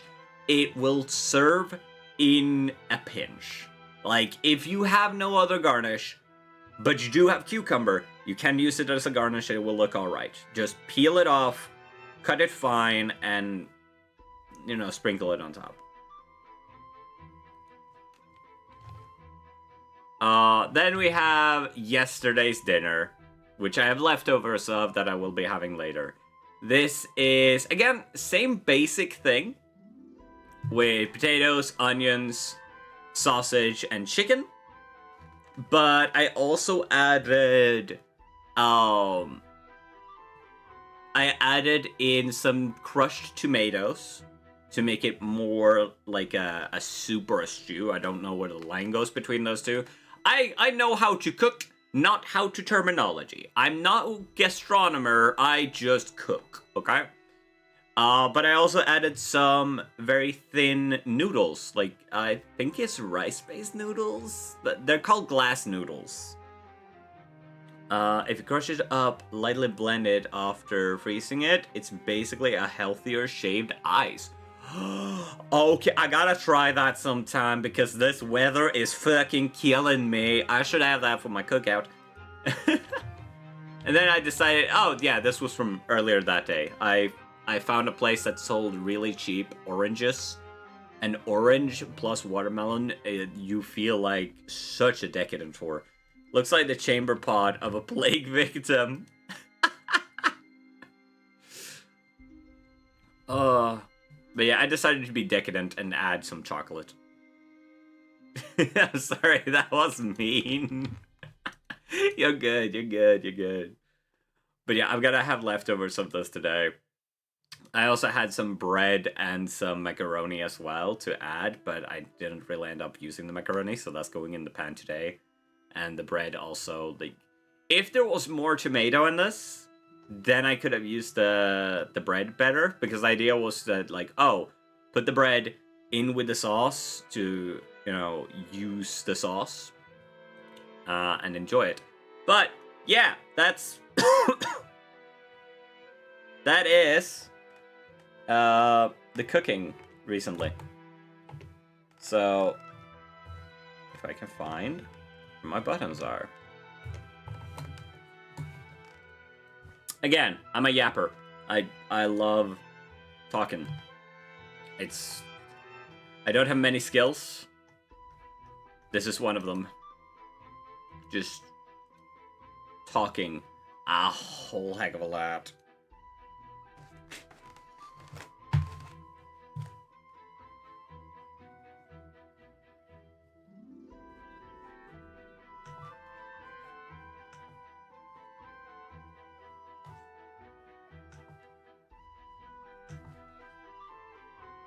Let's try and make a gradient.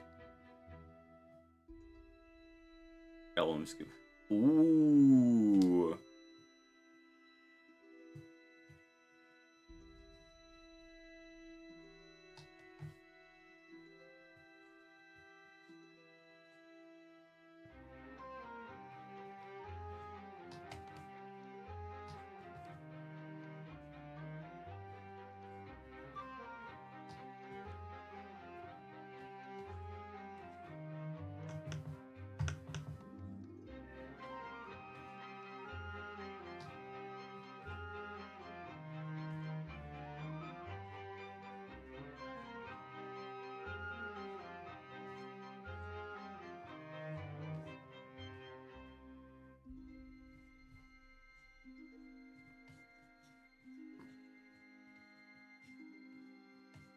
Okay, this is making a kind of like effect that I'm kind of vibing with, but I can't quite put my finger on it.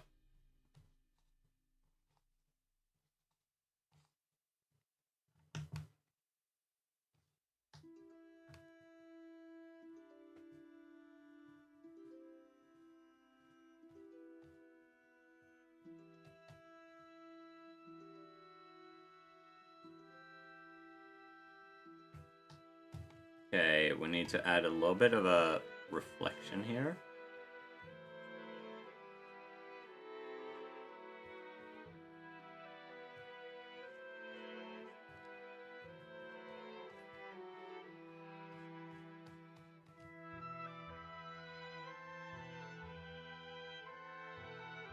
Send you a video, short video of full skin reveal in DMs. No need to watch it right now. Oh. Also, I'm gonna take a wild guess that the problem of me not being able to log on to the Microserver is probably my inventory.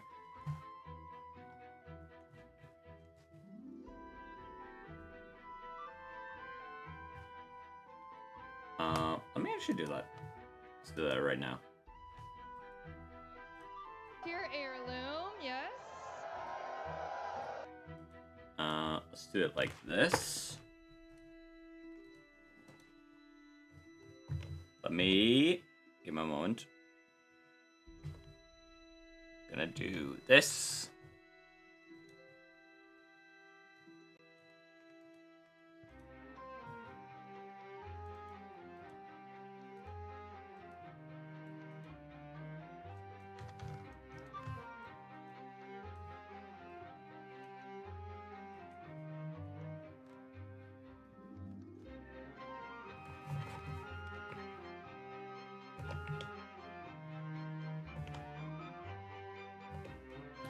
Yeah, those errors seem like data overflow. Yeah. When you said that, I'm like, oh, so it's probably my inventory. It could be. Oh, but I'd have to remember where I was when I logged out. Fuck. That is Valkyrie Heirloom is coming this very Monday, nice. July 21st. Originally concepted by community artist Purdy. She comes with her own signet and some other goodies as well. But should we take a closer look? Respectfully. Respectfully. A respectful close Come on, look. chat. Respectfully. Let's take a respectful There's closer look. nothing respectful here.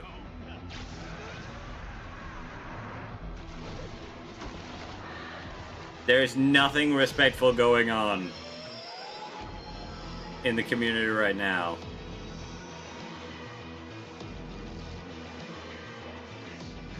Oh, my dude, please get some sleep. You look so tired.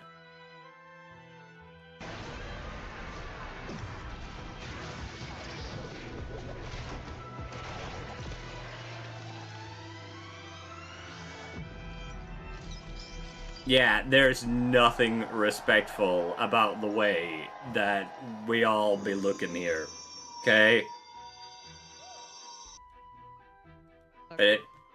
My dude, you're holding yourself up.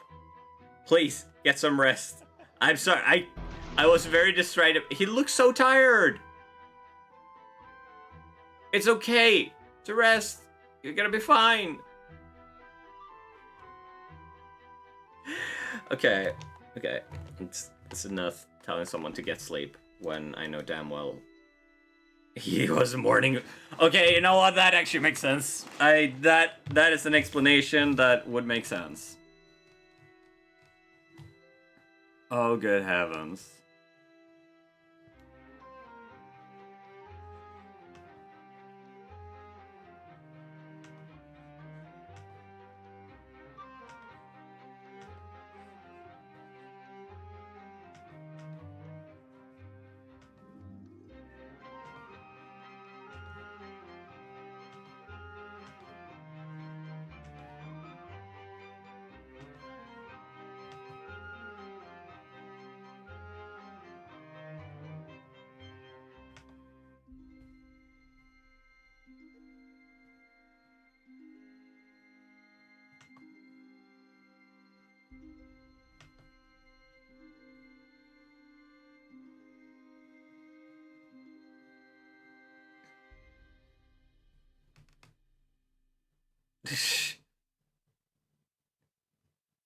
Hold on.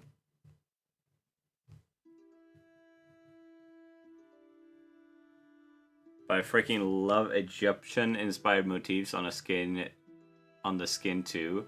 Horniness aside. Yeah, no, like it looks gorgeous. Let's just.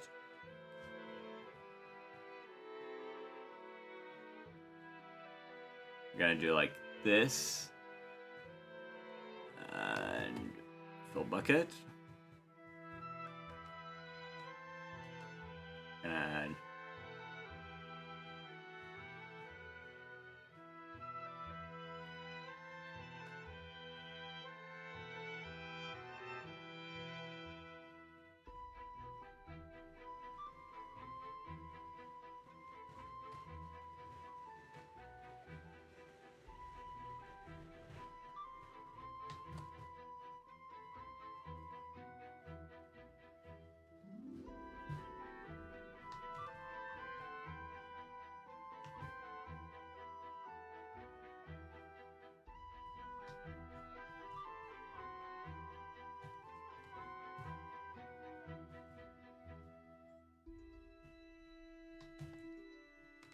needs a little bit less vibrancy, otherwise it's way too attention grabbing.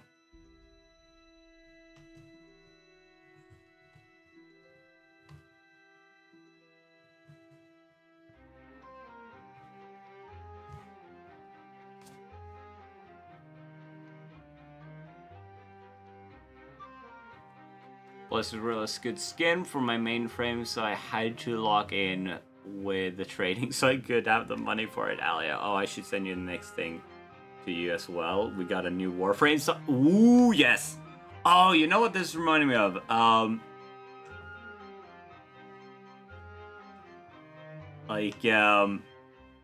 The other day I went to the city to check out the new Warhammer store that just opened, and they had something that they put up that I think is a really good. Let me see if I can find a picture of it. Really good description.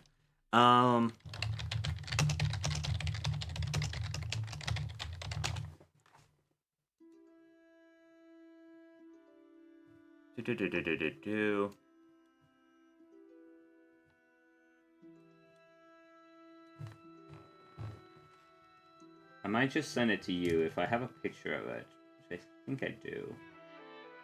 Do I not? Did I not snap a picture of that? That was really dumb of me. Oh, wait, it was one of the freebies that I grabbed! No! Oh, well. Basically, it said that Warhammer has something for everyone. Building, painting, playing, reading, and honestly,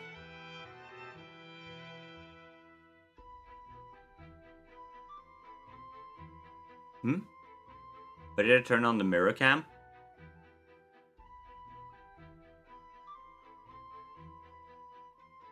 The mirror cam? Also, let's see if this works. Just, nope. Motion set.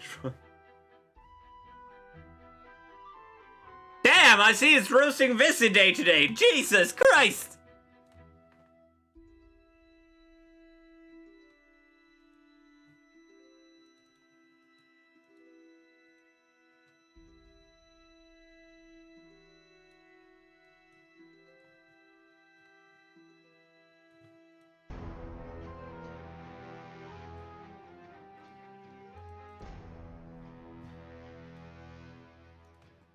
Boom. Boom. Oh!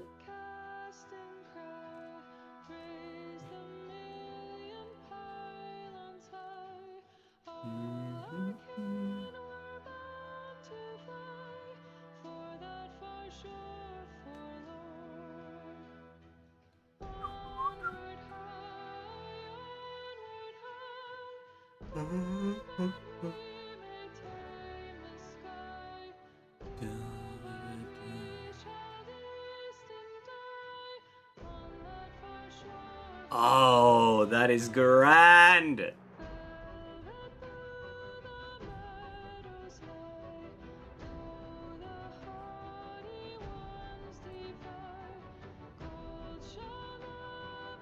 We're gonna put this up here real quick, so I can listen to it while I continue working.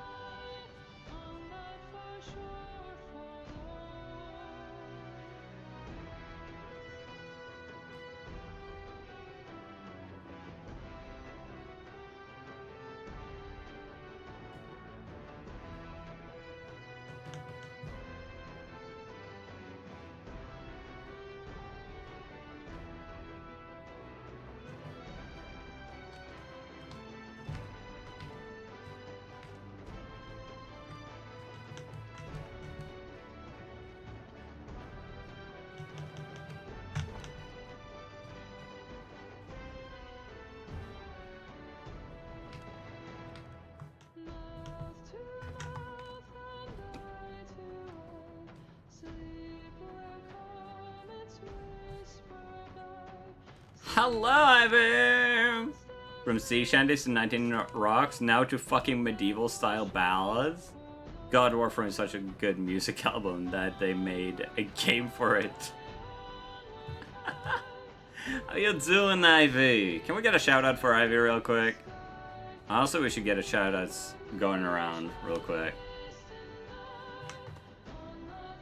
Wriggle's also here. And we got Runa here, though I doubt if she'll give herself a shout out. It's the priest, we all hate the fucking priest, go to the priest is gonna get up. Oh shit, wait! Wants to nail I mean, you know Inkyu? Get it in the priest. We're screwed.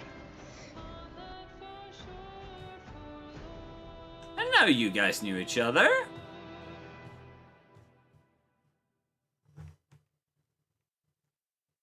Hitta den perfekta airfryern till ditt hem med Ninjas sortiment av airfryer.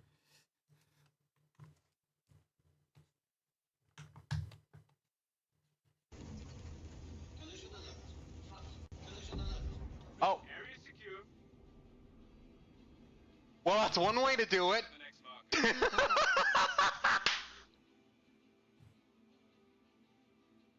Ramming speed!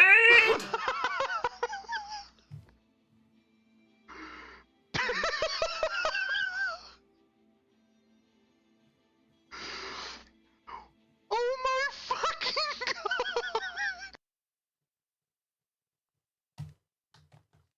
Oh shit. Is that how you found me, Ivy? Did Inkyu snitch on me? Did Inkyu snitch on my existence? Oh, the bastard. I will get him for this.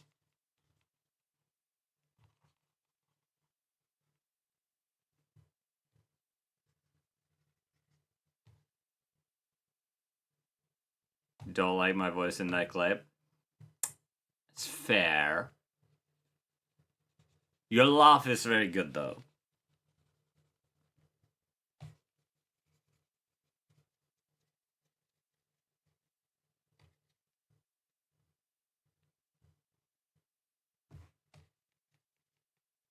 Inkyu found you. Ah, hell yeah.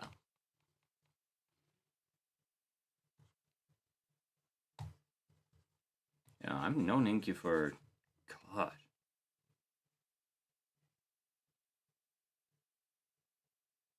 It's gonna soon be a decade.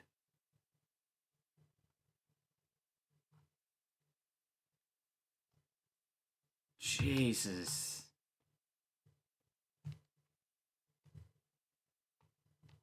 I was hanging out with someone the other day, chat, and holy shit, there was a yeah, we're adults now moment in there of just a while ago, a couple of years,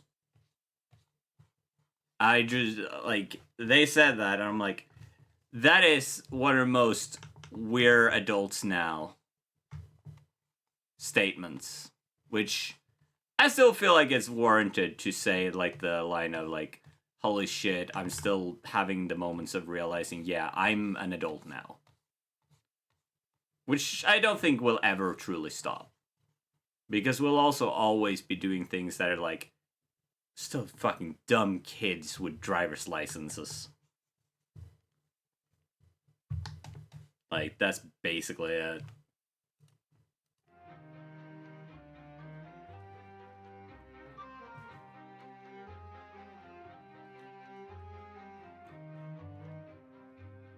I don't even have a driver's license. Fair. Alright. Let me run some ads real quick, chat. Bear with me. You can be an adult, just don't forget to be a kid. That is a very good way of saying it. Okay, we're all adults with drinking permits. There? Everyone happy?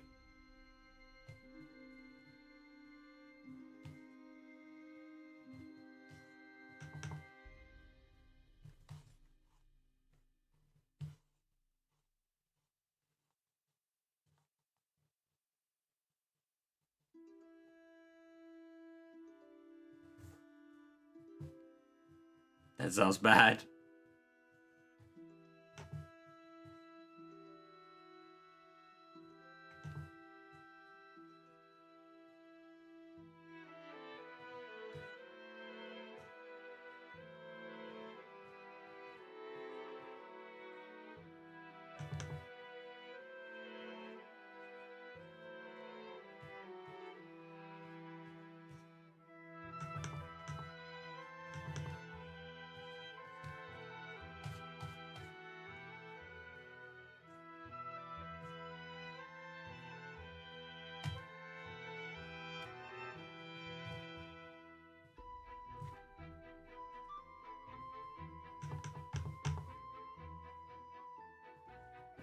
Add in a little bit of like lines here.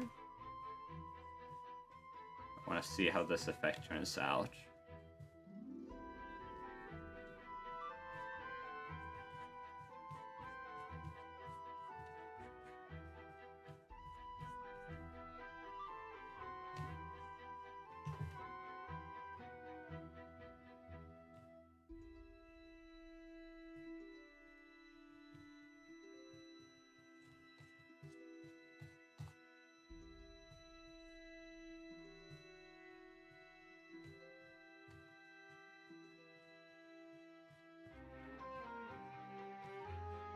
It's basically the equivalent of just adding layers on top of each other constantly.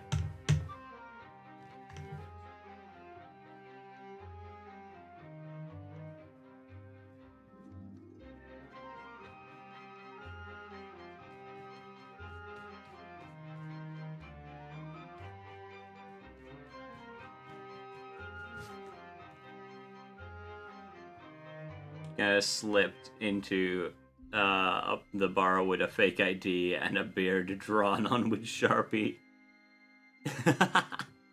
Despite being legally allowed to drink and wanting to, I never really done it except for one time during Christmas. Congrats, Vizzy. You described how painting works. Shit, you're right.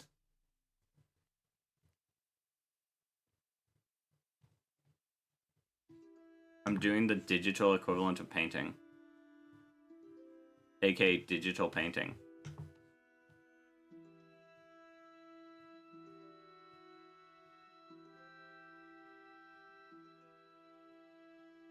Honestly, pretty nice look. For being something done with like the crayon tool, pretty good. This is a very matte surface. I wonder if we could make something that looks more metallic. Just make like a blue seeming metal.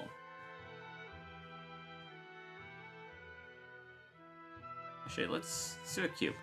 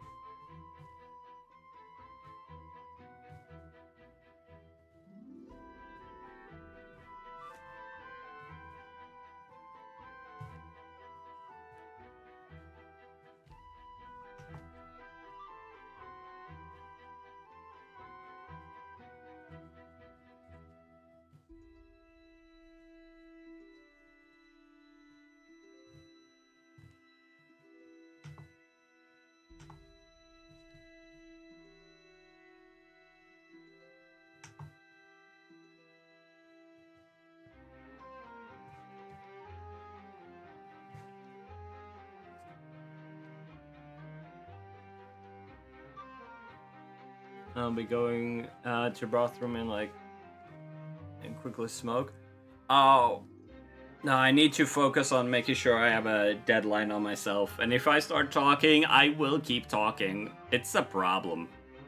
Though, how long are you going to be streaming for, Ivy? I might raid ya. Cause I will eventually have to college. So that I'm able to get my showering, get my food in me, and all that stuff. Don't know.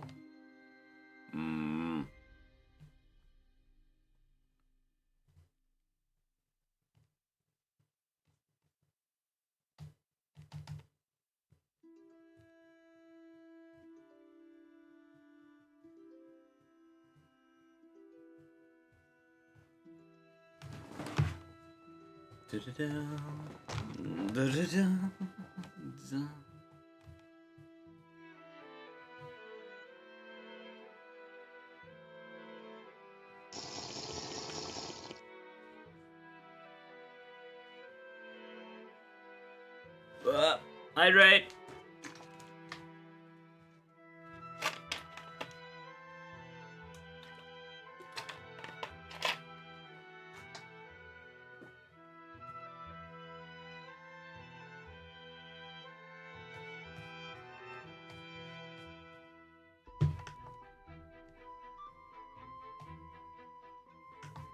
Also, I was thinking about something earlier, chat. Because I've been getting a bunch of shorts on YouTube from One Piece. And one is making me interested in actually, like, getting around to watching it. It's been on my list of, like, things I want to watch for a while. At least, you know, start the process of watching it. Let's be real, that's gonna take ages, but...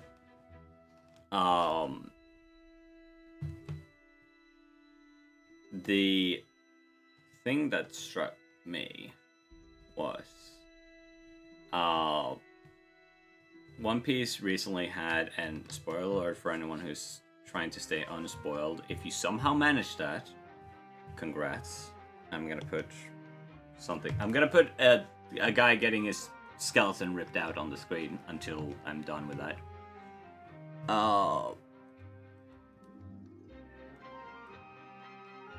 There we go.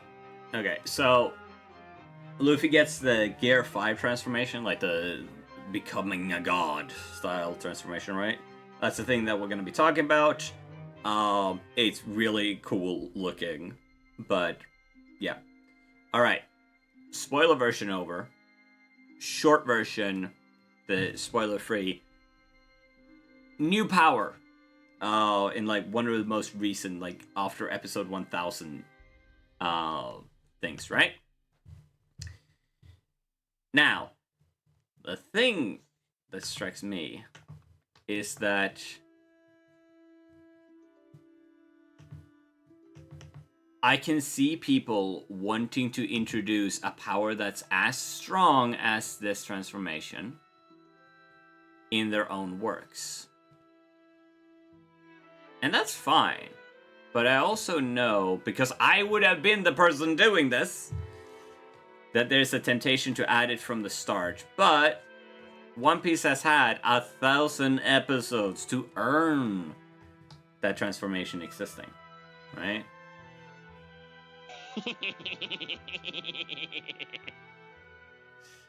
Rude.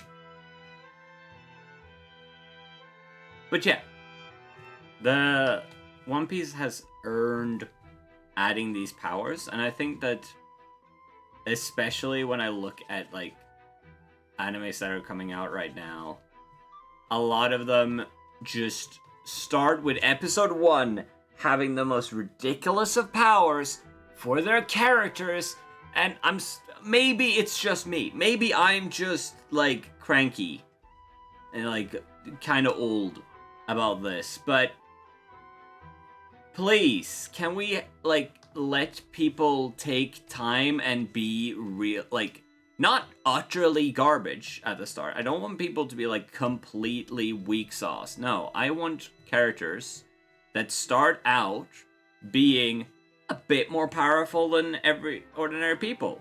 Maybe they can, you know, absolutely kick the ass of your everyday person, but they're gonna go up against people who are more powerful than them by a slight margin, and then they fight that person and they learn stuff through that. They learn how to better utilize whatever abilities they have, or they learn a new ability that they have to master. It's slowly grow it instead of fucking day one being the powerful god of all reality. Like, especially when like there's heavy like RPG video game elements in an anime. It's like, oh fuck.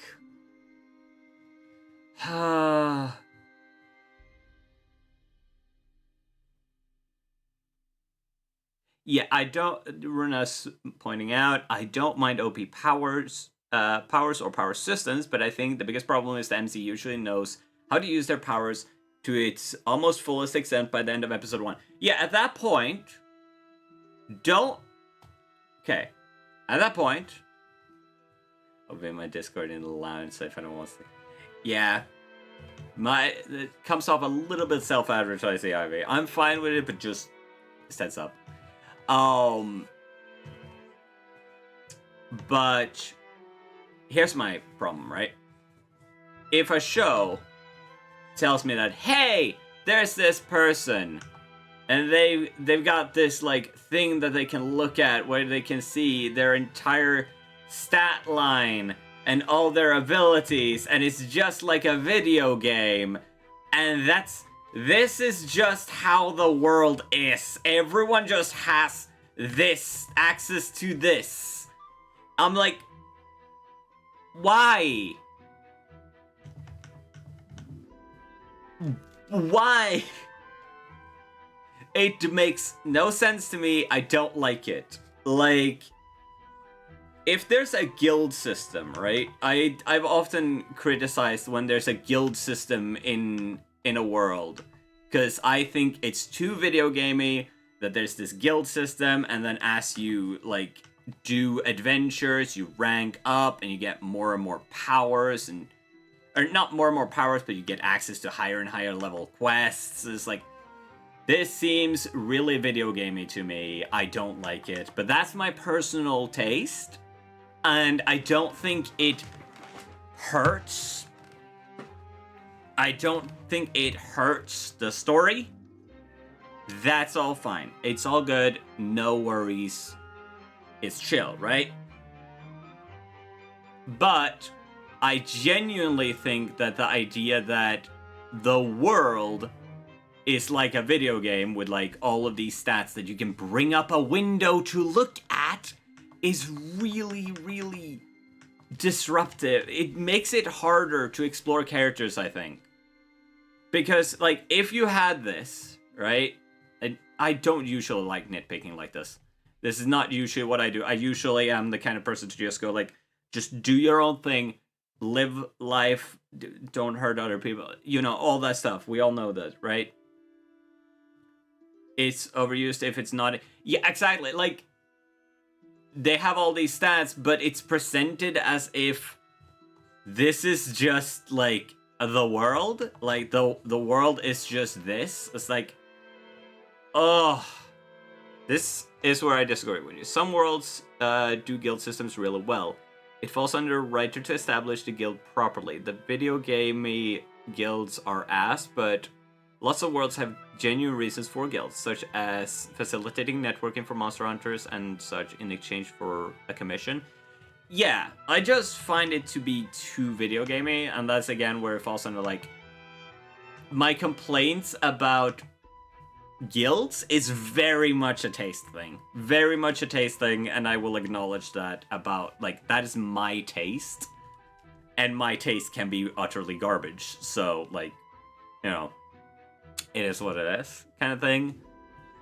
And I'm trying to remember where it was.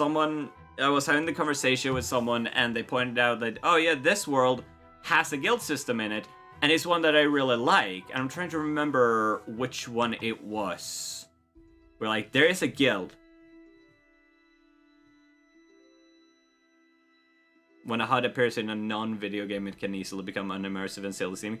Yeah, which anime was it where, like, there is guilds, but it's basically not touched on. It just exists there as, like, background dressing for it.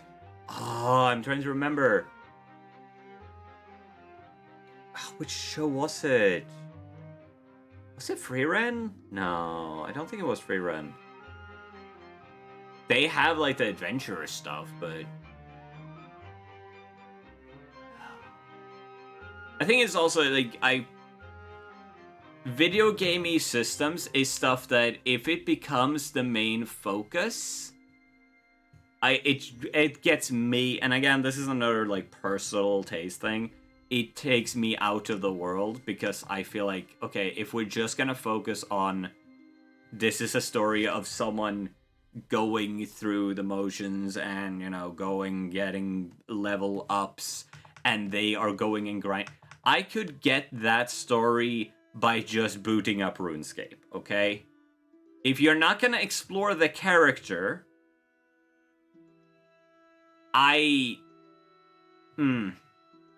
Adventure Guild, Merchant Guilds, Craftsman Guilds definitely have...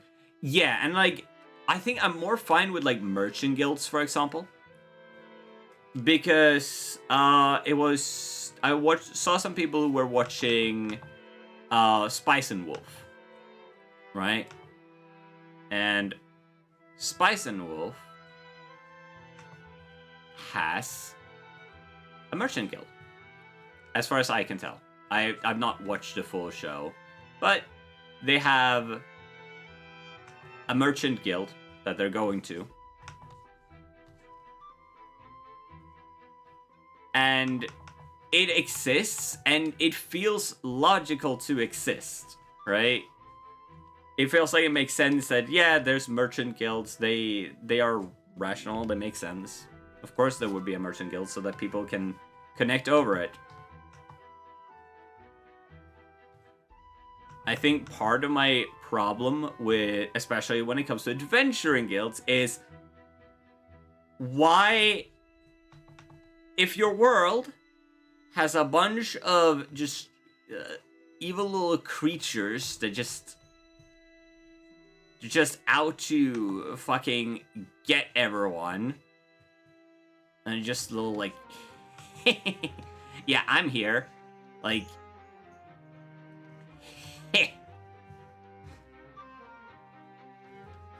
why has this not already been solved?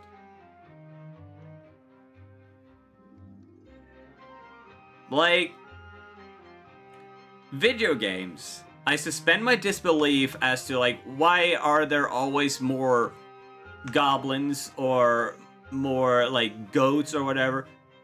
I suspend my disbelief because I'm in the setting of video game.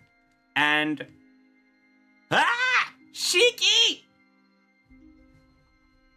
Oh, by all means, Runa.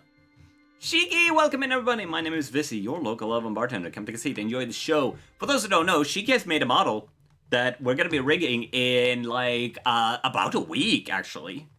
Yeah, I'm coming back in a week, and then we're gonna start working on rigging that model. It's gonna be fun. Amazing. Oh! Ah! EVs! I think my biggest EV are from the Koji collection. Surprise! Which you can't see on screen right now because it's... How's I'll art? just put all these How was art There's going? no space anymore. We're talking about adventure games and stuff. Also, Like, there's another one that's similar to Pokédoll, but vastly different, obviously. Yeah. again, like, if...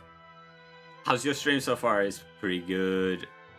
Yeah, we got some shape practice. Earlier we did some pose practice. 2 minutes. Sketches. Trying to copy these.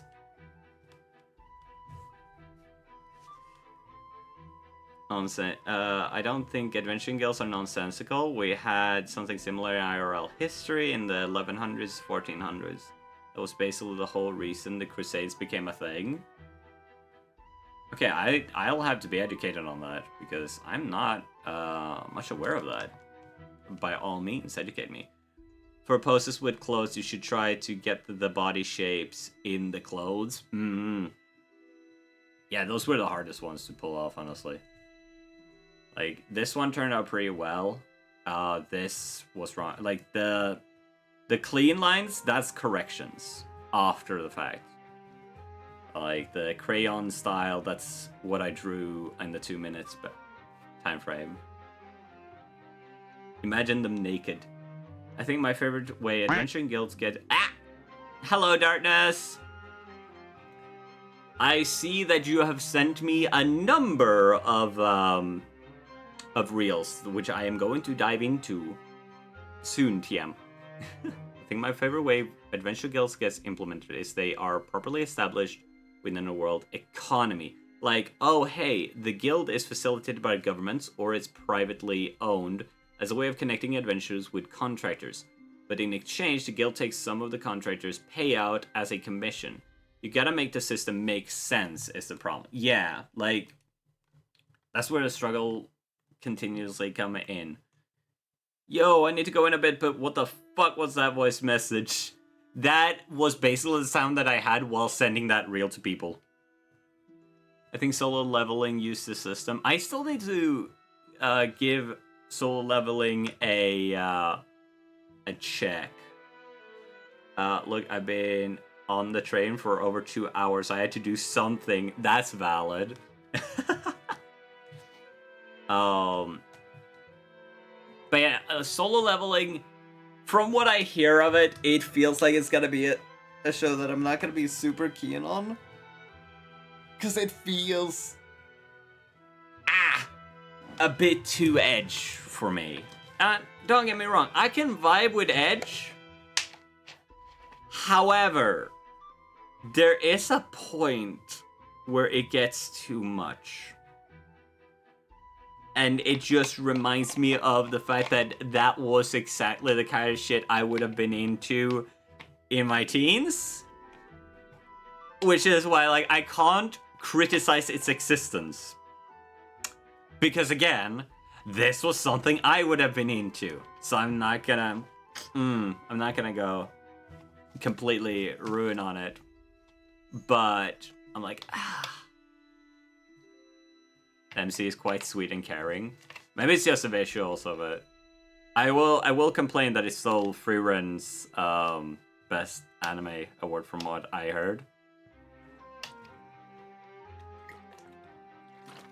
Or you should try Tapoki Original Sin. It's just out. It's still going. Like, here's one thing that I want to say. Especially having watched some of Black Butler with Darkness, it used to feel like the flow of a anime's power, like how powerful is the character, and especially what are they fighting, will go something like that, or maybe even like that. We start out a little bit low and then we go up. Or it starts out here and goes up. But the starting point, that might be the big thing actually. Hold on, that's a very good thing. It starts out, even at the start of episode 1, Sebastian is already powerful. Like, start of Dragon Ball, Goku is like decently powerful, and then it goes up. Right? But what I see now is if this is start of episode 1, this is end of episode 1, characters go like this. And then they kind of plateau or fucking exponential growth. And I'm like, this... Okay, hold on. Episodes. And then power. Right? Nobody's fighting in that anime, don't worry. But I'm gonna be honest, maybe I'm just a little too harsh on writers, since world building is not entirely the same thing as story crafting. Story crafting centers around a focal point, world building is about details in everything. I will say though, meal all down. Thanks for becoming a customer. What can I get you? Also, where's that message from Wriggle? There we go.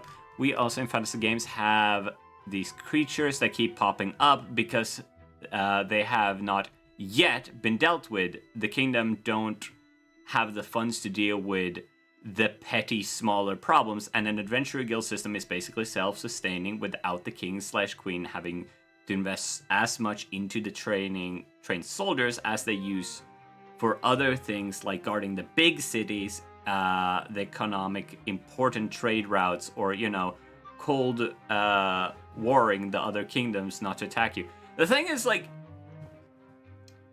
it feels weird to me to suspend my disbelief around that in a world that feels like it should be your people.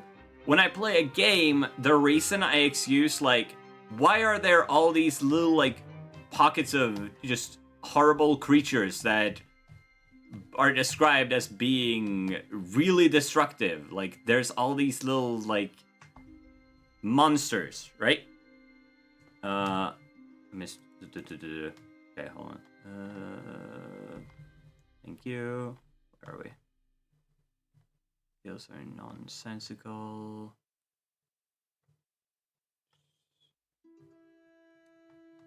Many Adventure Guild and many other gaming systems in anime and such, in my opinion, feel out of place because they're just completely disconnected from the world. Yeah. Original Sin is about a little alien trying to help humanity. Long story short, without spoilers, trigger warning. It's an anime about trauma and shit. Also self-harm and violence is involved, but no battle system. I can vibe with that. Like, I love exploring characters. I think that's part of why I love Freerun so much. I think if you ignore exact world building used in some scenes, My Hero Academia did it well, where Deku didn't become actually able to use his power until, like, episode 3. Yeah, and, like, that's a fairly honestly, that's a pretty darn acceptable route.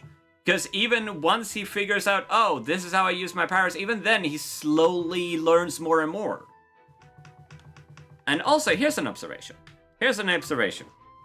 When it comes to the character, to a world where there is a guild system, season, not episode. Oh, even better. I was like, did he learn to use his... But even then, he took his time to figure out what his powers were. Like, he starts out really weak and pathetic, and, like, then with some time, he's like, oh shit, I have this power. Oh fuck, how the fuck do I use this power? Oh shit. Oh, I can do this. Okay. Oh shit, I can do this. And, like, you get a slower curve instead of, oh fuck, I'm so pathetic. Oh fuck, I'm so pathetic. Oh shit, I'm a god. Like, that's not what I want. But I think one of the key things that we kind of touched on at this point. Hold on, let me read. Where is it? Milordum, before I lose that. When you're describing with MC's power spiking up super early, smells more like power fantasy than character development. Yeah, and like, if you were to just tell me, like, hey, this is gotta be a power fantasy, okay, cool, then I can avoid your show. Like, that's the brutal way of saying it. Because, again, power fantasy, that can be all good. If that's what you want to make, by all means.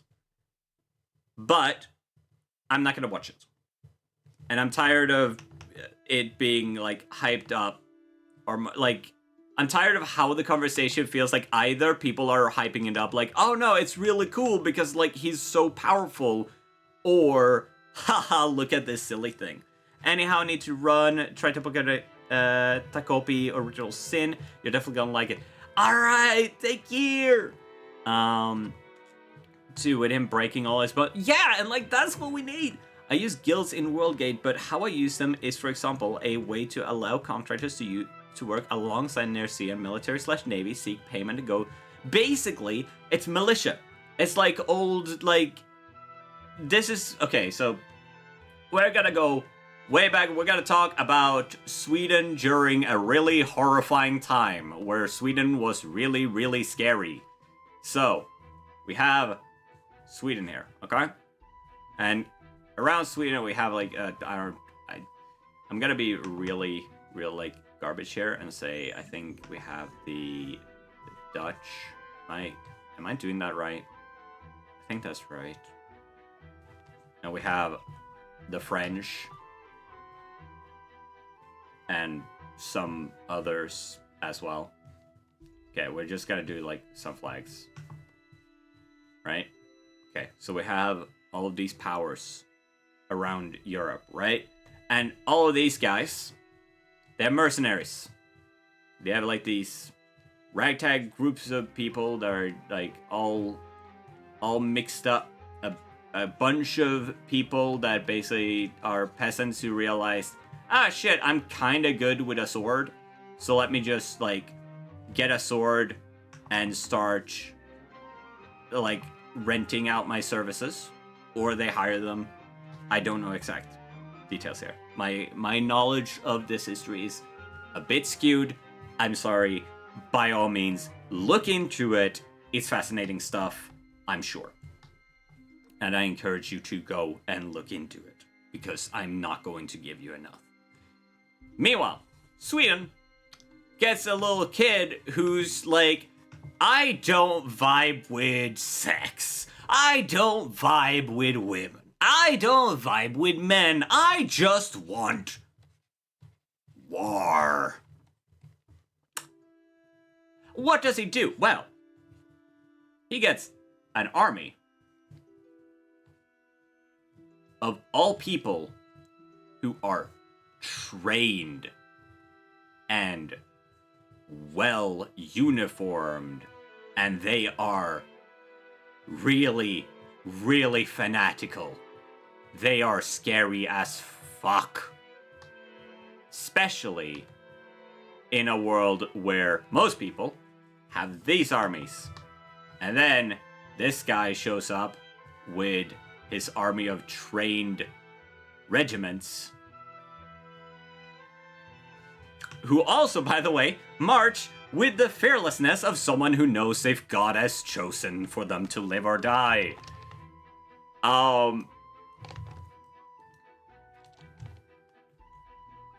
However, here's what I ask you. If you're faced with a problem that, hey, I keep losing people to the fact that a bunch of, like, goblins show up. Like, this bunch of goblins keep showing up, and they keep ruining everything for everyone. Right? These guys are a problem. These guys are a problem. I keep sending mercenaries, and it's not solving the problem is staying just as bad. Why would you not try this?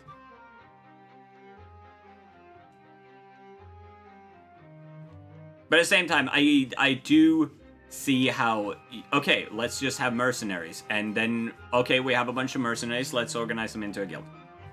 I might be losing the sauce. I might be losing the sauce because I'm on my soapbox. But if you have guilds that way, that's all good. I was gonna get to this. I'm gonna read the messages in a moment, but the problem is, if we have a guild and you give me a bunch of information about this guild, like, you have done so much work putting this guild into place, right? And then you put that plus a character who's really boring or really powerful, which tend to go hand in hand, unfortunately. Then what am I here for? Am I here just to, like, watch the world building? Because again, this is the kind of world building that in an anime particularly, this is not exactly what I'm there for. I enjoy that kind of lore, but I want it to be organically in there. That's probably the biggest thing. Like, okay, you have guilds.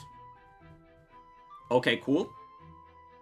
And then you show me that, hey, there's this person out here. They're doing some fighting. They're using their sword to defeat a little goblin, right? This little fella, right? This little guy. If this is what we see, and this person just goes, oh,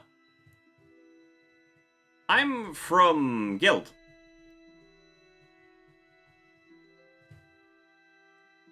That's cool.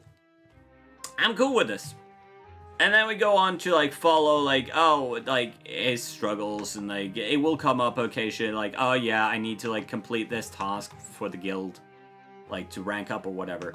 That's cool.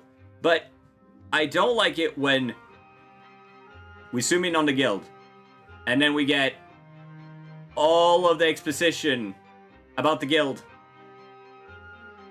I'm like, oh, okay. And then we just cut to, there are people in this world who are just able to absolutely demolish everything. It's like, why is this still a problem?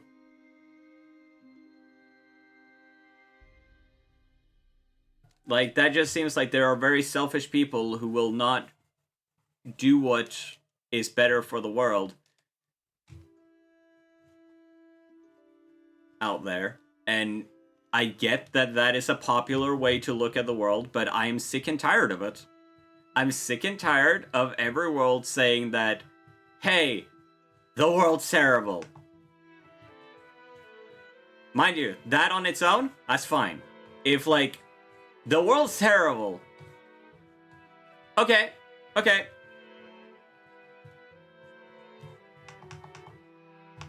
I agree. I can agree with that. But, ergo, I should be terrible. I should be a little devious little creature. And that's all good. Like, I'm a horrible person because the world's horrible, so why shouldn't I be No! Stop! Why? Why this? Why this? Why? It's so annoying. It's so annoying because Oh. All good, Runa. Let me catch up on chat. Before I lose it all. I use guilds in one of the... maybe... Guild topic, wow. World of Warcraft, one province of the kingdom is beset by bandits. The royals keep lying that this province is fine. They have a militia. The militia is three peons with one sword between them. It takes you up to level 55, to which took you months back in the day to make the in-gnome realize the corruptions. Runa saying it is militia in a way, but it's more a way to allow those who do not want to enlist in armed forces to seek out militarized expeditions and even research expeditions on a contracted basis. It is called the CPAB, Contracted Private Associate and Bureau. They test applicants and give them a score based on their results. Score ranges in different categories dedicated to what they can and can't do. A person can only ever advance in their primary category, which means here's why I think that's great. We have a person. This is a person. Now, in the kind of shows that I criticize, they would just bring up their little tablet that shows them, hey, this is my powers. And then they go to the organization. And they say, hey, here's my tablet. This is what I got. And then they say,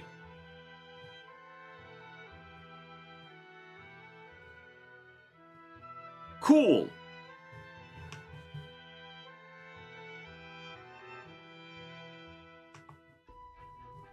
We'll send you on a quest.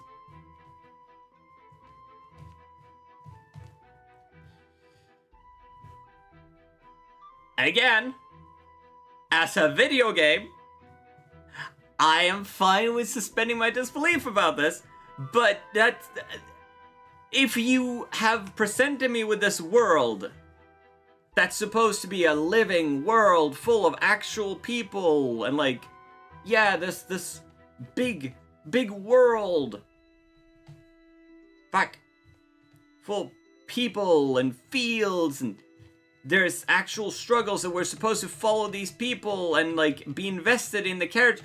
I'm not gonna get invested in the characters if they are just video game. I don't get it. I don't get why it seems like every isekai I hear about is just this. Like,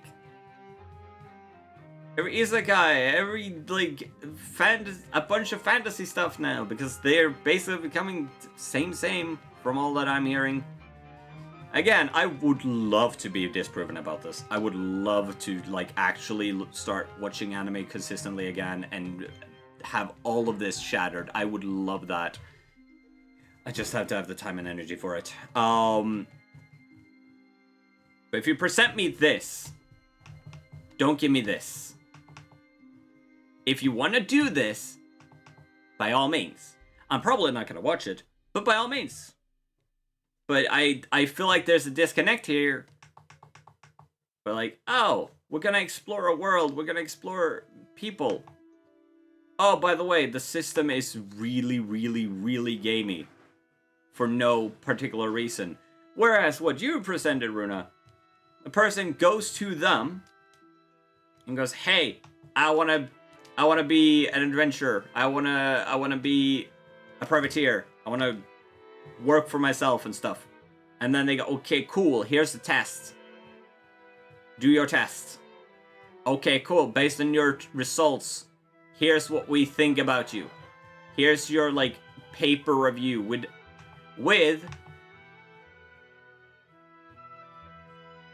a timer as well." Yeah. If you can merge it in a believable way, it's great. But I feel like a lot of things are just like, oh, by the way, there's this system. And I just look at it, I'm like, why is this system here? It's the conclusion that I can only get to is, oh, this is here because I want a really simple way to express how powerful the character is in big numbers that keep going up. It's like, there are so many better ways to show that your character is powerful. This feels so lazy. Especially for, like, a bigger world. And guild, like, again, I'm trying to remember what show it was where there is a guild, but it's just kind of there. It's just kind of there in the background. It exists, but it's never dived in too much. It's just, yeah, there's guilds for adventuring. We're not gonna, like, dive big into it. They exist. Let's get back to following, like, these characters and seeing what they do. Like, okay, let's get back to the characters. Let's get back to, like, what I can tell the author is interested in. But it's not focused on. Whereas, oh, let me throw up a HUD. It's just,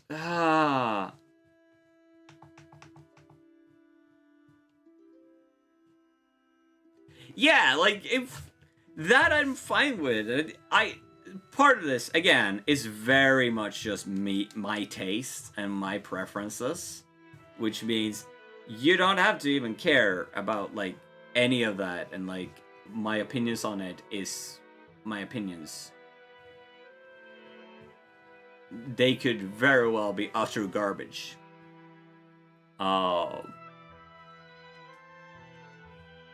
If you enjoy these shows, by all means, enjoy them. Do enjoy them. But I will still what I will criticize, going back to the original thing, is if this is the curve of your power scaling for your characters,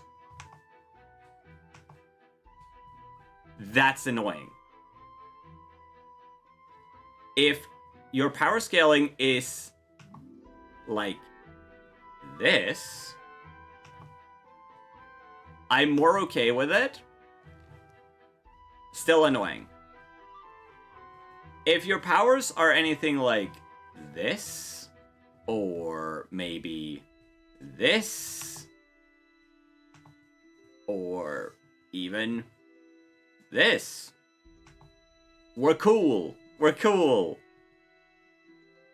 Even if it's like that, well, cool. If you do a story where it's like this, this I'm interested in. I want to see this. I want to see the Mummy the Awakening anime. Make a World of Darkness reference there. I see your point, don't get me wrong, and make valid points. Oh yeah, no, I definitely see yours as well. It's very good for giving, like, structure to things. It's so useful for giving a sense of structure. Which is why, again, like, if there is a guild in there, and it's just out of the way, for me, I will still enjoy the show. Like, I'm trying to remember if Freerun has an adventuring guild. I think there might be, like, a guild system in Freerun. I know there are some, like, organizations, like the Mages Association, that exists in there. And, like, I'm fine with that. So I'm like, okay, why am I fine with it? Probably because it's out of the way, and it's just something that I don't personally like diving into. But I can see how it works. Goblin Slayer is an example where I think it works. Welcome back to Amsterdam! Like, I vibe with how Goblin Slayer had it set up, and that's a guild system.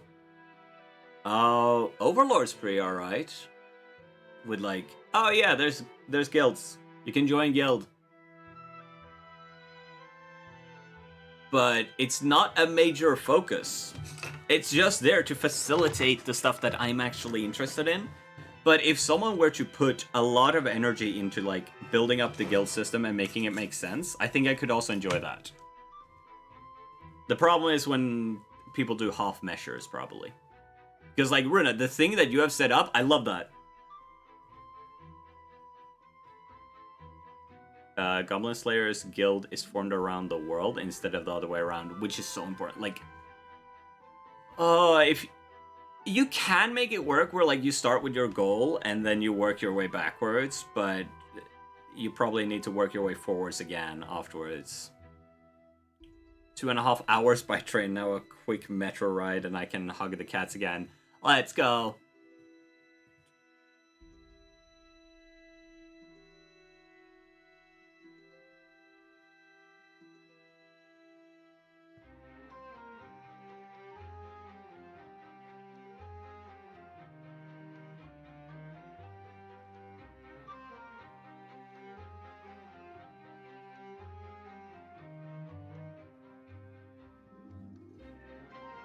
Also, thank you. That's more of a recent system I have thought out during my reconstructing of Worldgate. Valid. But yeah, like, if you present to me a show where this is the curve, and then the premise is just a power fantasy. Look, if you want a power fantasy, I much prefer that you do a show like this. I'm more okay with this as a power fantasy than this. Because this is just... It's annoying. It feels... How to phrase this in a funny way while still being accurate.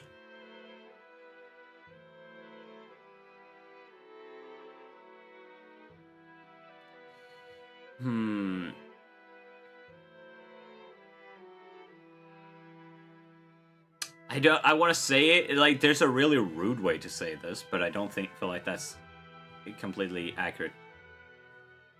It feels like someone jacking off in a really unaesthetic way. Right? Like, they just want to have this from zero to hero kind of travel, but they don't want to take the time. Honestly, sort of brainstorming and reconstructing has been super fun because, like, I cringe revisiting old notes, but then it's like, how do you... Okay, look, how do you jack off aesthetically? Porn actors are doing that. Oh no, it's not a flattering organ. nor am I gay enough to answer that question, unfortunately. I'm not queer enough for that. But if you want to watch, like, pornography, for example, pornography will try to be aesthetic about it. And if you're making a show and your goal is to present it to the world, you gotta try to be a little bit aesthetic instead of just self-gratifying. Because if someone's just jacking off, it'd be like, oh, okay, yeah, no. If I accidentally walk in on someone jacking off unaesthetically, that's on me. That's on me. But if you go, I am going to perform pornography, and then you do it really poorly, I'm gonna be like, well, that was disappointing, and leave. Again, I'm trying to figure out a way to say this funnily, as well as informative of my opinion on it. It's that whole trying to have your cake and eat it too. Like, oh, I want this character to start off really pathetic and then go to really powerful. Like, okay, so we don't get to know them as pathetic then. Look, if someone does that, I'm gonna be impressive. I'm gonna be impressed. Like, do your slow start. Like, start out showing that they're pathetic. Again, this is more okay. Like, if you start off episode 1, hey, we have this absolute loser. Episode 2, maybe they learn about something they can do that's real powerful. And then across episode 2, they figure out, like, where is it? And then episode 3 ends with, hey, I found this, like, powerful gem or whatever. Like, this powerful gem that can increase my power. And episode 4, like, we get the cliffhanger of, like, hey, this powerful gem is finally gonna power them up, and we get, like, the start of the transformation. Next episode, we get we start out, like, this is how I would structure it, okay? So, episode 1, pathetic. Episode 2, hey, there's this thing that you can do. Like, okay, find out all the information. Episode 3, the path to getting to it. And then first bit, this is all like flashbacks. Flashbacks to like reestablish, yeah, they're fucking loser. Then, powerful transformation. Like, possibly someone tries to stop them from gaining this power, right? And then halfway through, this is where we get the transformation, or like the power unlock. You can do that right on the ad break because, you know, to structure your show into 2 segments because of how ads work. And then we get to see like how powerful they now are. And then we finish off with, oh, sure, you're really powerful, but 1, people still like view you as not completely powerful because did you really earn this? Some people are still doubting that. Plus, there's more powerful things out there that we're gonna have to deal with.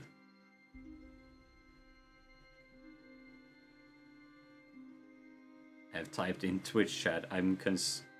Most concerning thing is it's not even number 1. Like that would be how I would say to do that kind of power like increase. Otherwise, oh no, wait, even then, even One Punch Man does not start here.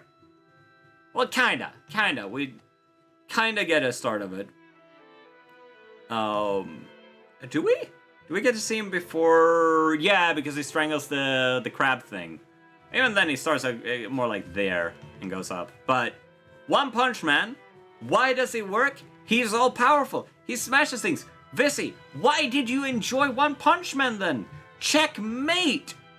Super powerful character, and he just eats everything, no struggle.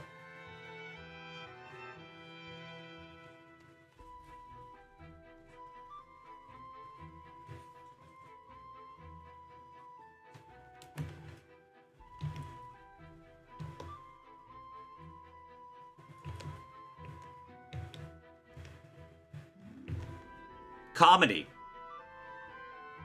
All the failures was not intentional, but you know what? It works.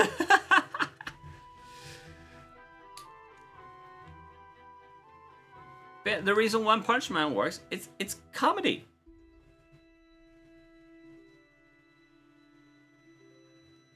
One Punch Man starts at peak power, but we don't get to see it to its fullest until season. It's also, they don't try to play it as if this is like, oh, you're supposed to like be super invested. We all know what's going to happen. We know the end result, and they're not trying to like pretend like he is in any threat. Like,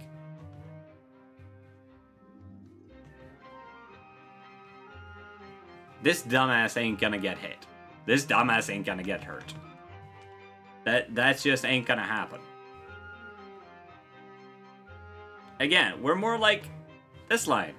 We start out real powerful. Or this one. Oh yeah, no, we get to see like just how accurate the description. Yeah, he's One Punch Man. He beats any person in one punch. About One Punch Man, the anime is, it's designed to be like that. It's designed for you to know what's going to... Yeah, and you know what they do in order to explore other things, because One Punch Man is a very limited thing that he can explore. He can explore apathy, and how the fuck do I deal with the fact that I am this powerful now? What do? It's like, what do I do now? Don't fucking know. But we can explore other stories of like how do other people handle situations that are pressure, where there is stakes going on. I'm not sure if anyone can recognize who I'm drawing here. I hope someone does. I hope someone recognizes who this is supposed to be.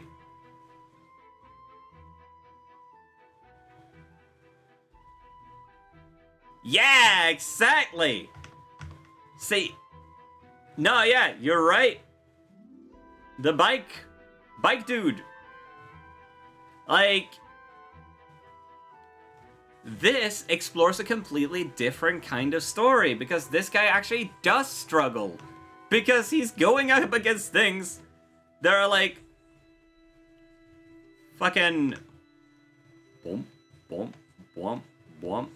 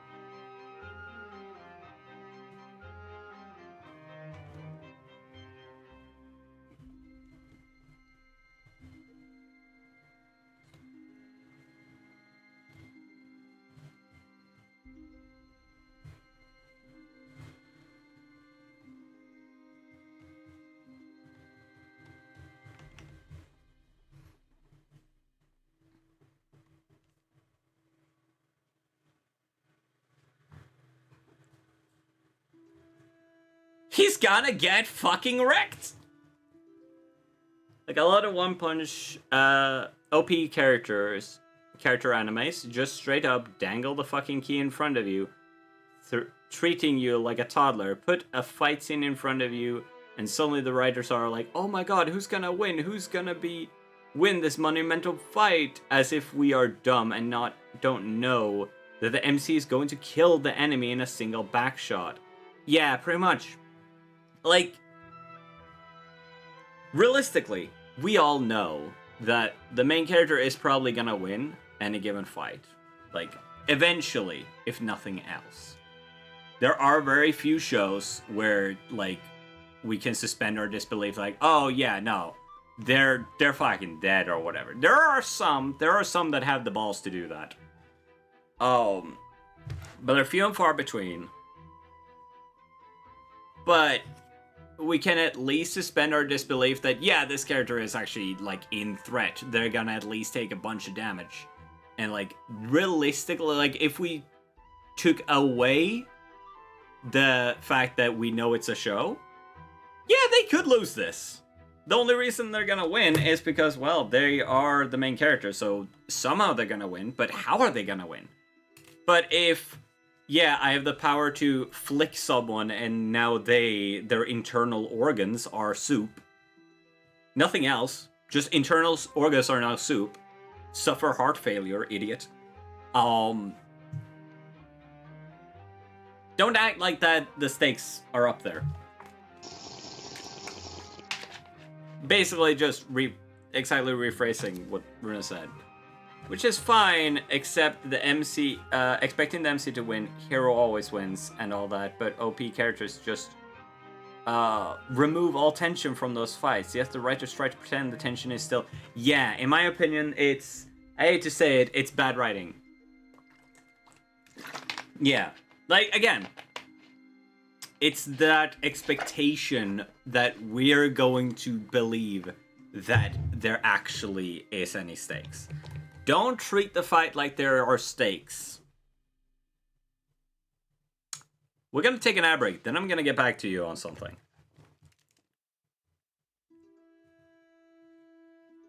I'm gonna set up a scene here.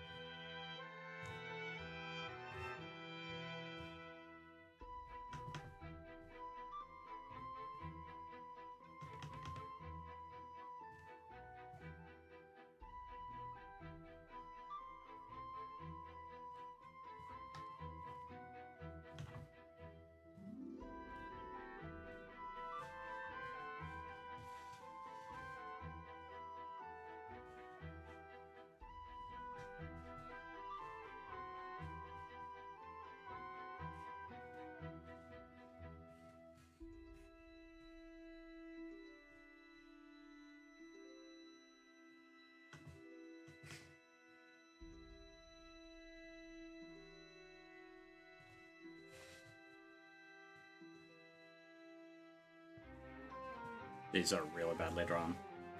If you want viewers/readers to perceive a sense of danger or tension, then make your MC a walking power fantasy with 20-inch long.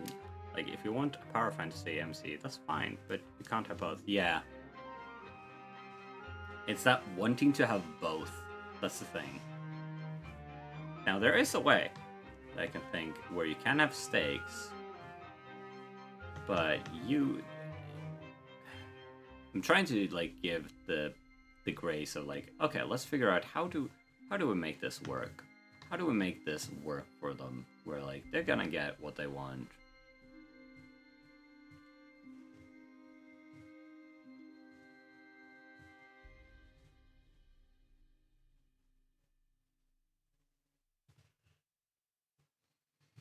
All right. 30 seconds left on the ad break.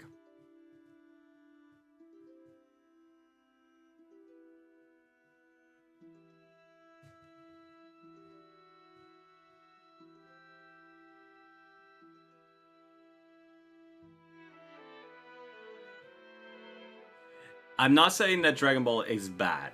I'm using these looking characters just because I need the standards. Okay, so now that everyone's back, let's say we have two characters here. They're powerful. We know this guy's gonna win. Like, not only is it the main character, but they're also really fucking powerful. Right? We know he's going to win. It's like the fun, if anything, is looking at like pretty animation, jingle jingle, and all that. right? So now the question is, how the fuck do we make the audience feel like there are stakes involved here? Well, I can see one way. You see that city? If we can infer, because we've seen scenes showcasing everyday people just living their lives in that city, we know that, oh fuck, we don't want these guys gone. We don't want to lose these people, right? That sounds terrible. But these two are fighting, and that's gonna send shockwaves, and if the shockwaves get bad enough, well, now the city's gonna be on fire and shit, and, you know, that's not great. We don't want that. So now, the question, the stake becomes, how does this guy defeat this guy whilst not destroying that? See that city? Yeah, so does the big bad. You thought you were gonna pull, see that city? No, not even that. The stake is, hey, these guys are really fucking powerful. And now the fact that they are powerful is the problem. You have managed to make really powerful character be a problem to themselves and to the surrounding area. Because if these guys punch with the power to send fucking shockwaves, I don't want to stand next to them. Like, oh shit. Like, we have a little friend here. They're just like this little flying friend. Like, oh shit, you can get them. And then suddenly, boom, fucking cut in half. Why just a shockwave from the fight? Jesus Christ, this turned from an art stream into a world building Wednesday. Don't talk to me, I'm a yapper. And yeah, basically, oh shit, we have now, what have we managed to do? We've made the power the problem. This is the one way I can see where you can have your cake and eat it too. Like, oh, how are there stakes? How are there stakes going on here? We know this guy is gonna win. We know that, just give me like 3 minutes of seeing like ordinary people who are not powerful, just buying groceries. They're just here buying groceries from someone and just living their life. And make sure that these are pleasant people. By golly, make sure that these are people that you're seeing and like, oh, those are pleasant, ordinary people. That is the kind of person that you would just see out and about, and you are like, you know them not very well, but like, oh, they're nice. Dude, that's a big part of Invincible that made me want to stop watching it. Get bad guy away from yeah, now, what is becoming the problem? Well, our hero, hopefully, is a good person. Good. Right? This person's good. But we also know this character, they bad. This character bad. They don't care if the city burns. As a matter of fact, they might even like that.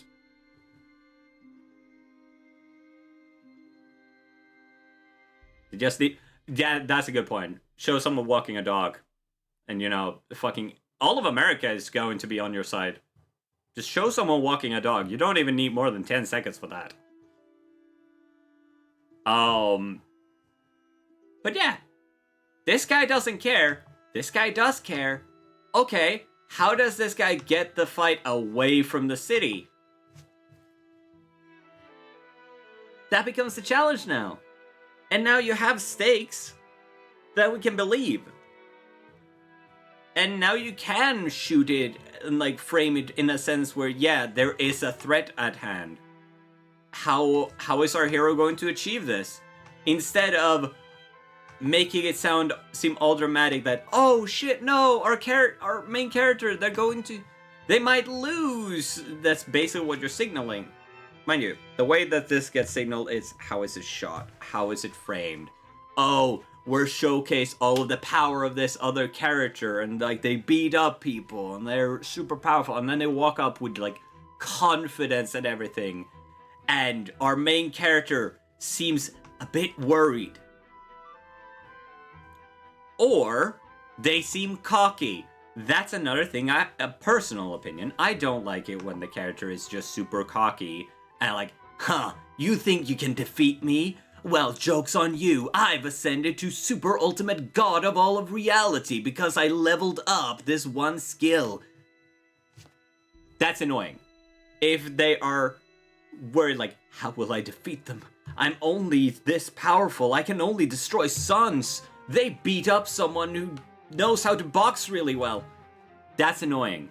If they go, you're going to die. That's funny.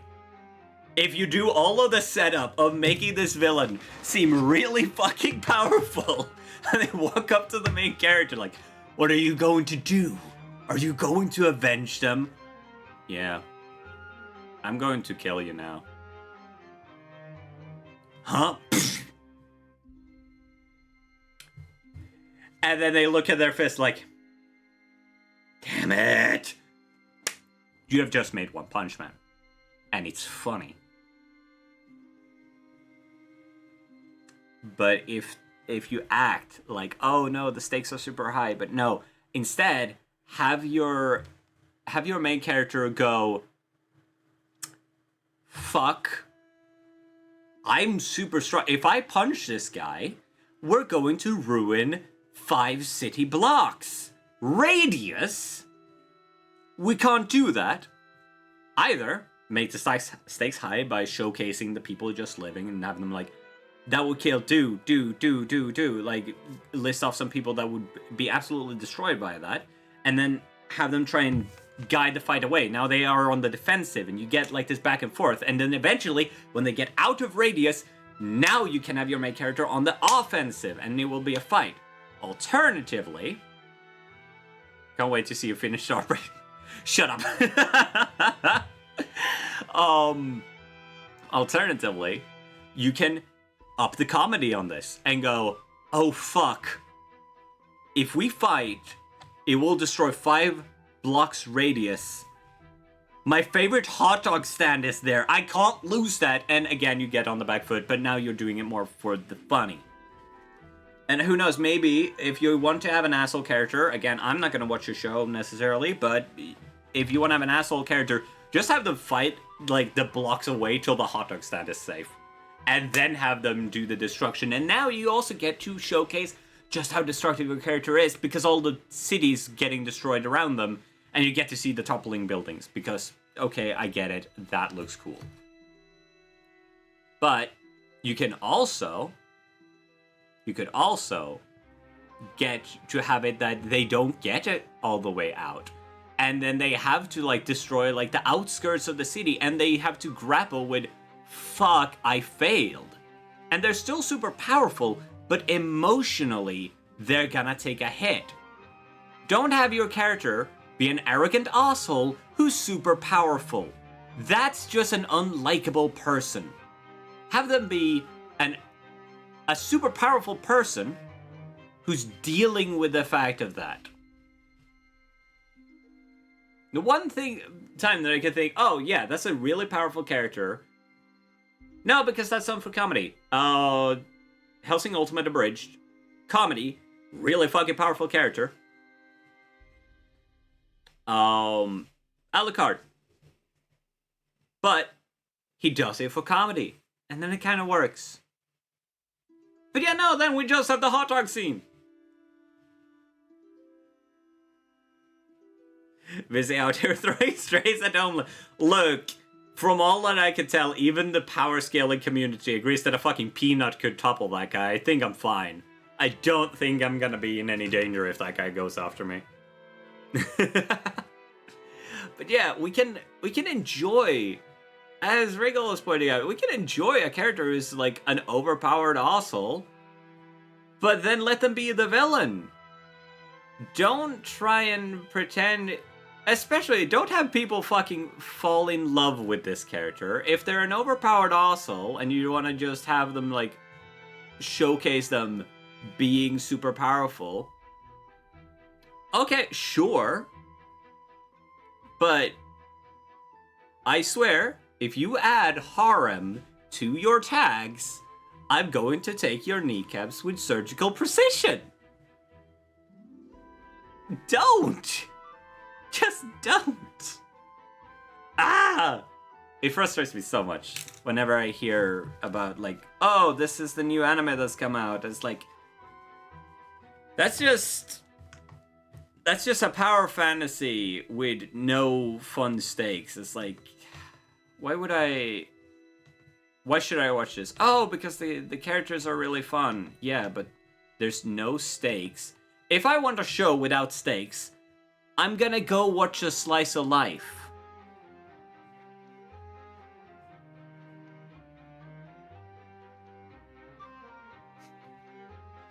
Regal, I fucking love that idea.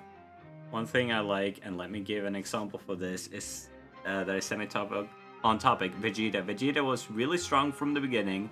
A good route to take with power fantasies is add emotional / character development instead. Yeah! Yeah.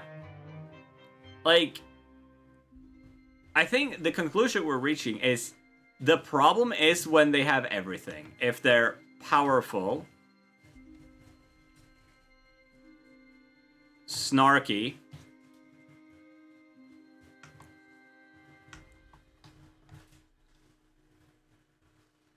let's say powerful, snarky,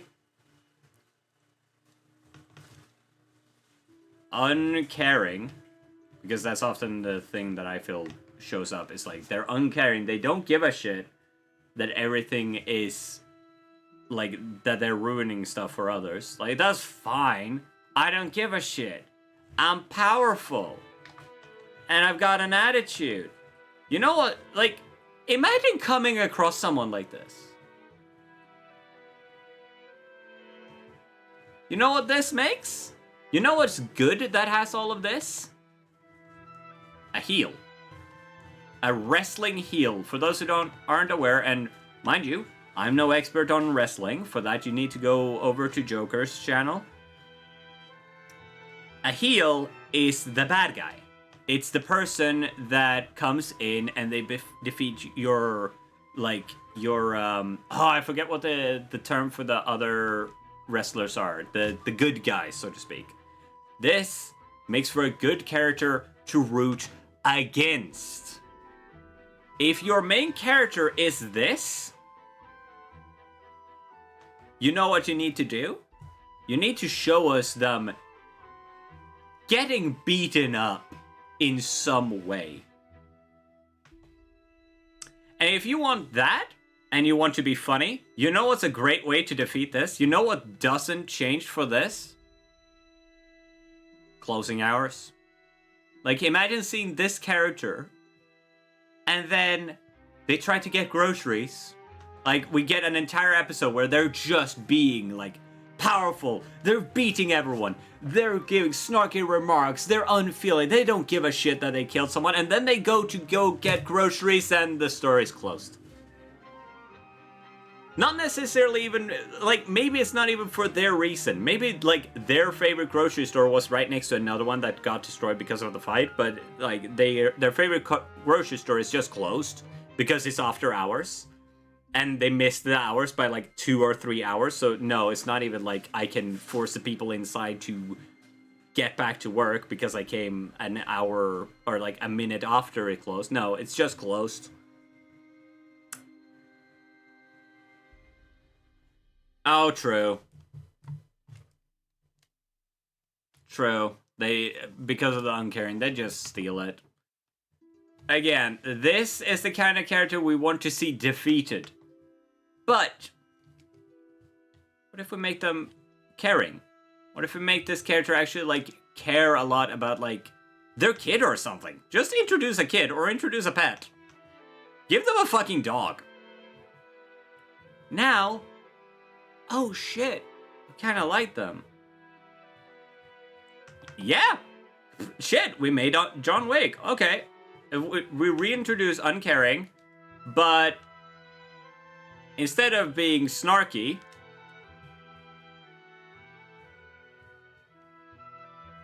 we give them a stammer. Or they're just really bad with words.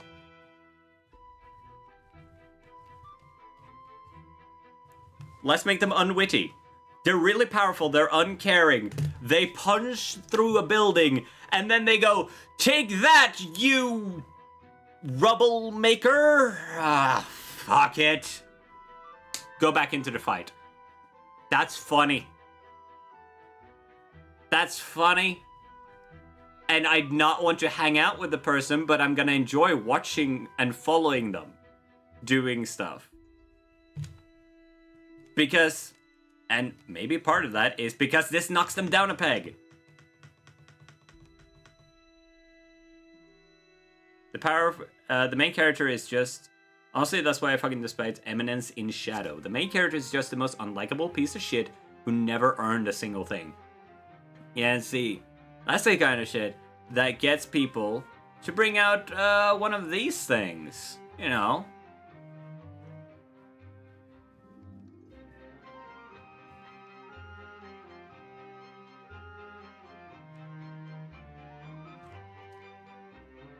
Now, let's make snarky, uncaring, but weak. This is another perfect case for funny. Because this person will walk up, confident, snarky. Isn't that what Vegeta is? Like, after he's defeated for the first, once he, like, joins the main cast? Isn't that just him? Like, he gets shown up. In part, it's because, like, hey, we need to show that this guy is powerful. Here's this character that was powerful, but now they get trounced.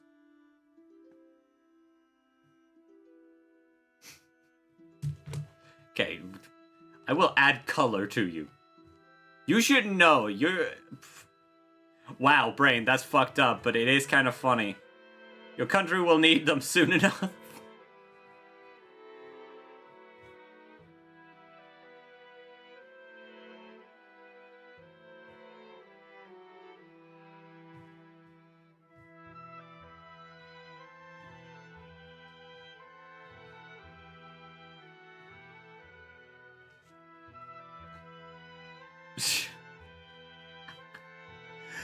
But yeah, like, now you have a character that's really funny because they walk up to the powerful thing and they say something really witty.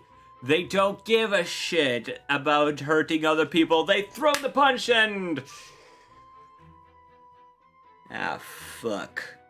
Nothing happens and they get trounced. That's Vegeta, but across the series that develops into a proper father and husband. He goes from being a cockprick to a snarky, defeated asshole to slowly becoming a not good guy, but a better guy.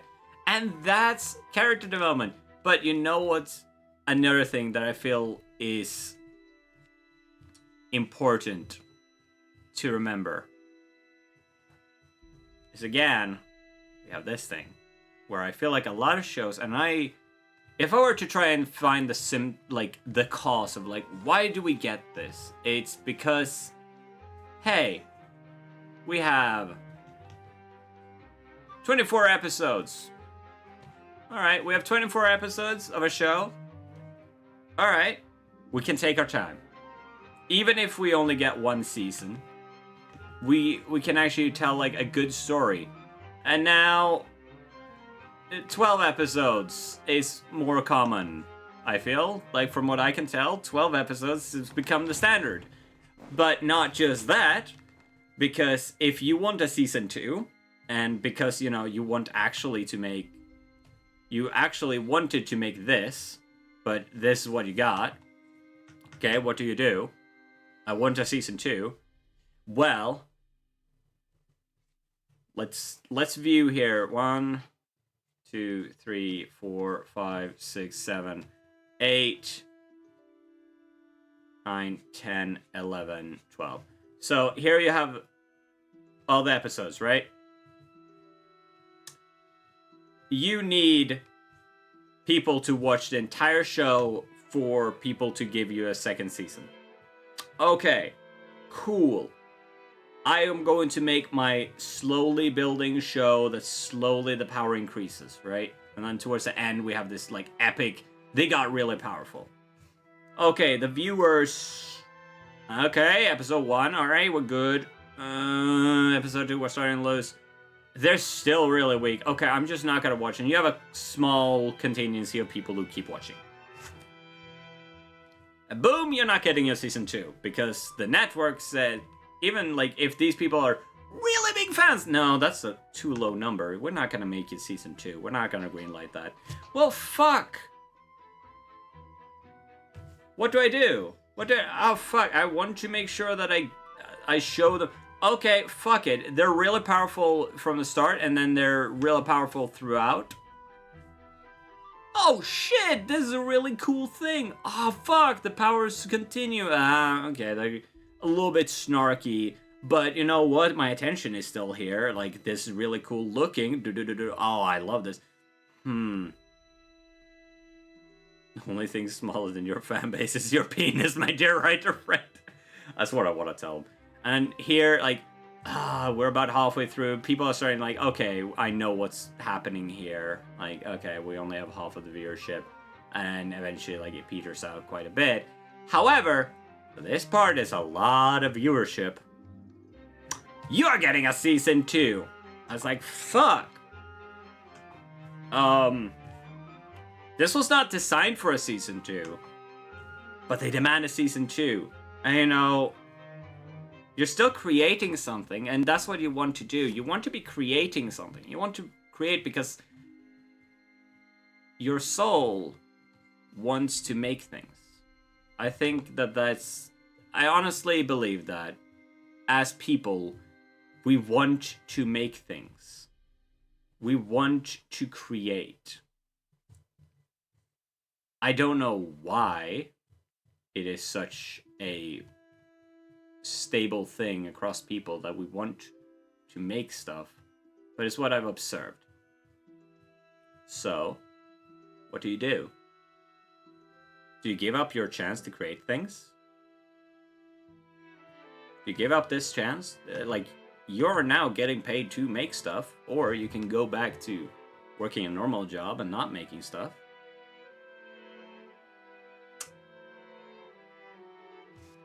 Well, fuck, I guess I'd rather be making stuff and feel a little bit of joy, but every night you're laying there wondering, why the fuck am I making this? It's not good. I'm just making because people demand something in the trough. Because the network is telling me that, hey, people are enjoying what you're creating, make more of it. But all it is garbage in a trough.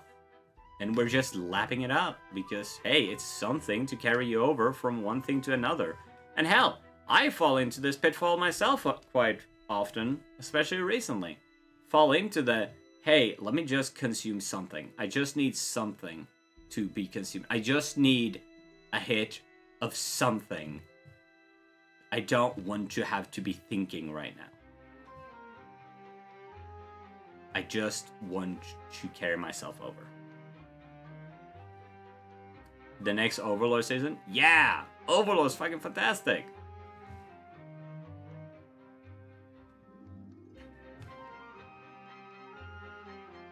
But no. The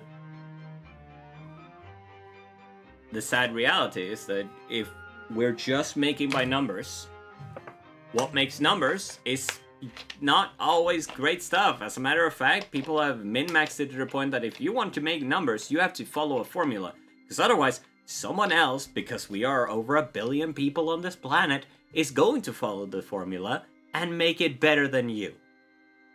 According to the formula. And boom, you're not succeeding, but they are. Which leaves only one choice. As far as I see it, there's only one option left for you. And it's not a super joyful one. but it's what I tell anyone who wants to get into streaming. Do it because you like it.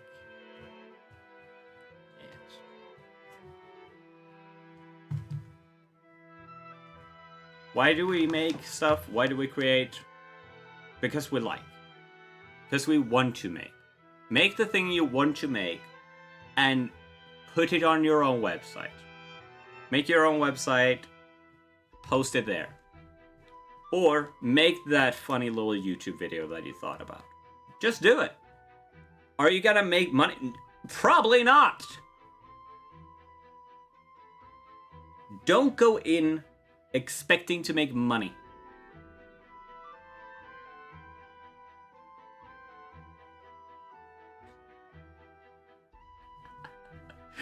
Runa's advice, do it for the money because money gets you fries and fries are life's biggest aspiration. You know what, that's a very good argument. Fuck me, I guess. Yeah, no. Do it for the money, chat. Because money equal fries. Fries equal good. Fries make you happy. Keep eating the fries. Keep eating the fries, chat. Keep consuming the fries from the trough. But no. Don't go in expecting to make money. If you make money, that would be great. But keep creating even though you're not making money. Create where you can. If you can make a rigid schedule for I'm gonna make stuff like on this schedule, do that. If you can't, just make whenever you can. Have a little book by your bed where you scribble down those ideas that come to your head. Start drawing. I drew fucking stick figures a couple years ago. That was it. Now I'm able to do some decent stuff. Scott Cotton was only successful after he made his 35th game or something. Yeah. Even without that in mind, just... Do you have a story in your head? Make it. And feel how good it feels to just make something. It's good for your soul. That's the only way I can express it. It feels good to create. So why not? What's holding you back? The fact that you don't think it's gonna make money? Who gives a damn? Realistically speaking, most of our creative endeavors are not gonna make money even if they're good, because they're not optimized to high heavens to fit some fucking algorithm. My art block is holding me back. More valid reason. I'd recommend going to TrueRef though. That's what I did today. TrueRef.art. Jokes aside, though, you don't have to not have money making as a focus. You just don't have to have it your only focus. The best way to put it, a career you find yourself in won't always be fun. A career you choose should be. Yeah. Like, if you're able to make it and make a career out of it, great. But I could never, in good conscience, recommend someone pursuing a career creating stuff for the most part. Maybe with some exceptions, but for the most part, no. Because realistically, you're gonna get outperformed by people who have optimized their stuff to match an algorithm. And that's really fucking depressing. But it's what I've observed. Now, are there gonna be outliers? Yes, and those are phenomenal, and I love them, and I wish nothing but the best for the creators who are able to break that mold, who are able to create something they're passionate about, and somehow manage to break through that. But unfortunately, it's usually outliers.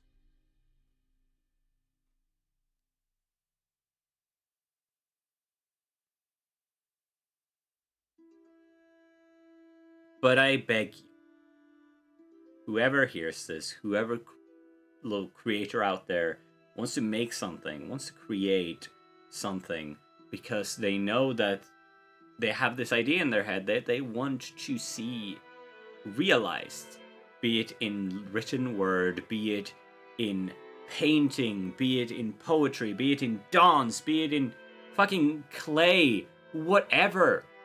Make, create, sketch away at some scrap piece of paper. Build worlds in your own mind. And don't let the world keep telling you you should make money off this.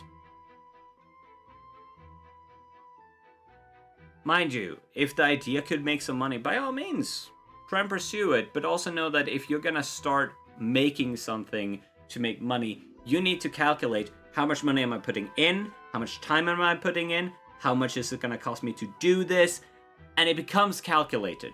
If you're gonna start a business, it's going to be calculated, and that can kill creativity. In my experience, what I've seen, it can kill so many people's creativity.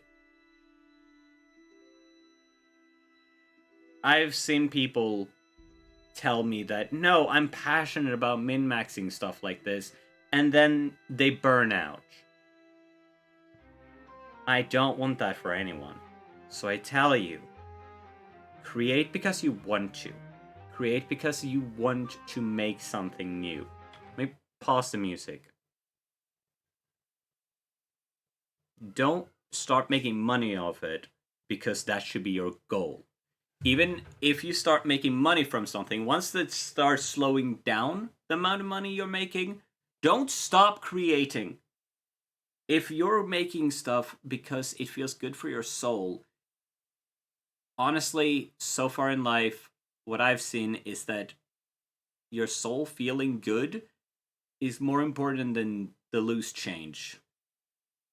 And when you start out, it tends to be the way it goes. I have not made a lot of money from Twitch, especially directly. Like, the amount of money I've made from Twitch ads, probably, maybe I could buy like a really, really, really cheap burger. But that's about it. But that's fine, because you know what is more important? The amount of... Ah! Rocker! Welcome in, everybody. My name is Fizzy, your local oven bartender. Come take a seat, and you're the show where... Ah, Zaydrick!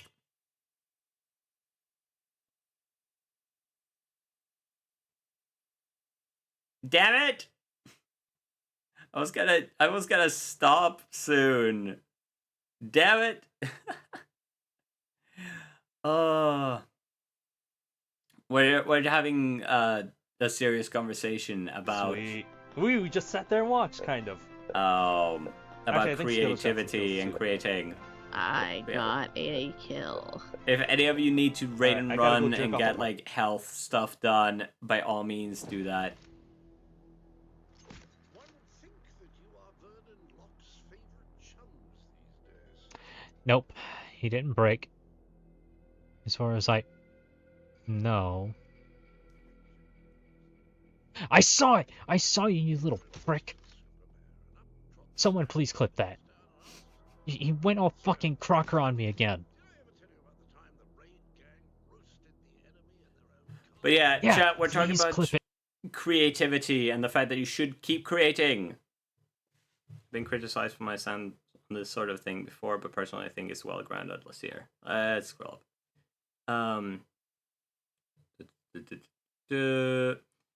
Agree. Wouldn't recommend it as a career focus, but if you want it, go for it, in my opinion. You may not ever be ninja size streamer or Da Vinci size artist, but doesn't mean you can't carve out a niche, and above all else, do it for the love of the game. Yes. So what we're talking about is the fact that I recommend anyone create something, make something. Why? Because it feels good.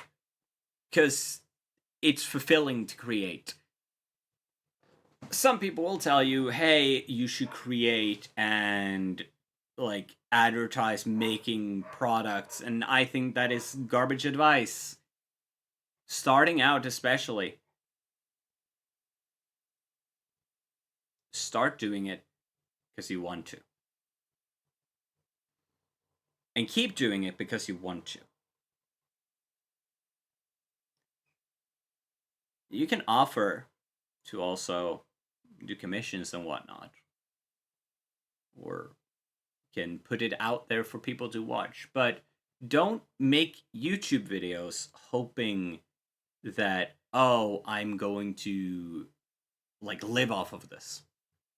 Most of us fucking don't. There are some people who create who are able to live off it. But holy shit, the amount of stress that's gotta be. Also, Visi, don't call out min-maxers like that. I will have you know, all of my min-maxing leads to shenanigans, and that's its purpose. See, that's why I appreciate your kind of min-maxing. Look at me, I don't even earn money after 9 years of YouTube. Yeah, but you're still making, and that is what I respect so much. And then some people would ask, then what's the point? Again, and I again reiterate, the point is the creating. Let me scale up the camera for this. Also needs to head out. It's pretty late for me. Have fun. Take care, Rocker. Stay safe. Someone's got something to say. It feels good to create. I've not met someone who has written, drawn, any form of creation that doesn't to some degree do it because it feels good. It feels fulfilling. It feels something in us. Call it soul, call it purpose, call it whatever. Like, if you want to be really materialistic, it make brain fire in pleasant way. Do it because of that. Oh, but no one's gonna see it. Who fucking cares? You're seeing it. You're getting joy out of it. I have seen people who compare themselves to masters of their crafts and talk about it like they should just quit because they're not as good as people who have been practicing their entire lives, which are twice as long as these people, to perfect something.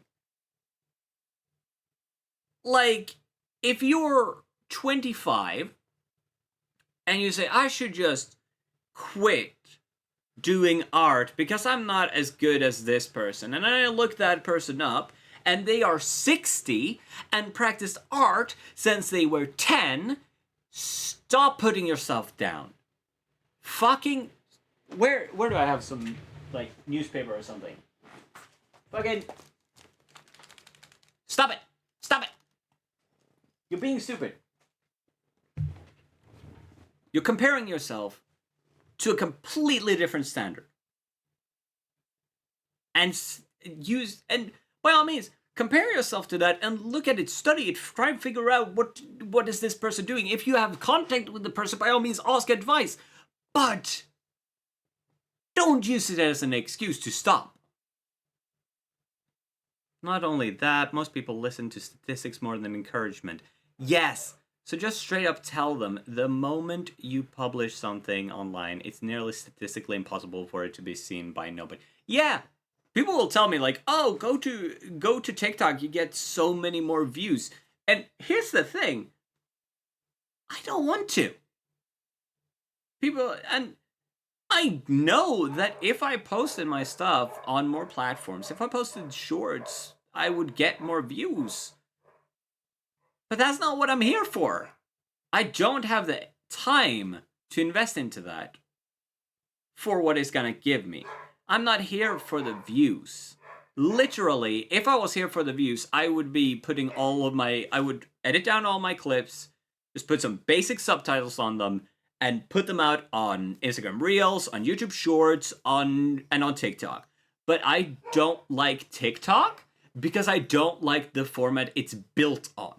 I know it has expanded into long-form content. I know that it is really good for discovering people. But I don't like that the platform is originated on short form content and built around the scrolling feature. I don't like that as a framework. There is good short form content out there. There are some phenomenal stuff that has been done in the short form content format. There's probably great videos on TikTok, but I don't like it from that standpoint. I don't like TikTok because I don't like the format it was founded on.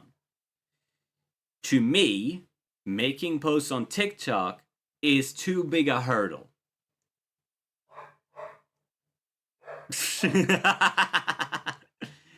It's basically, I can't get over this mental hurdle, and that's just, for me, I would not feel good in my heart, in my soul, whatever you want to call it. The same thing that gets nourished by creating things. I would not enjoy doing that. Similar reason why I don't do reaction content. Why don't I do reaction content? Or when I do, it's done with a lot of pauses. It's because I don't feel like it would be fulfilling to me. I don't stream games that are all voice acted.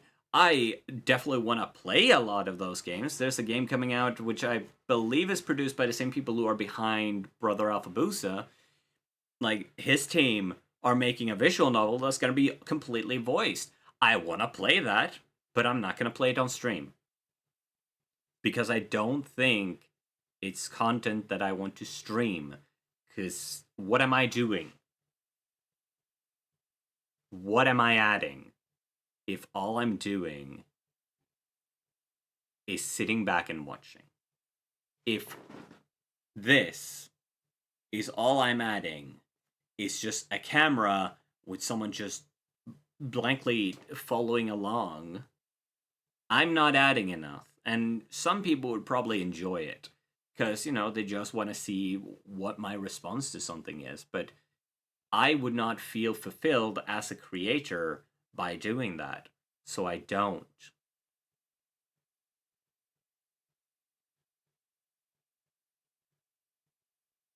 And that's the important thing. When you feel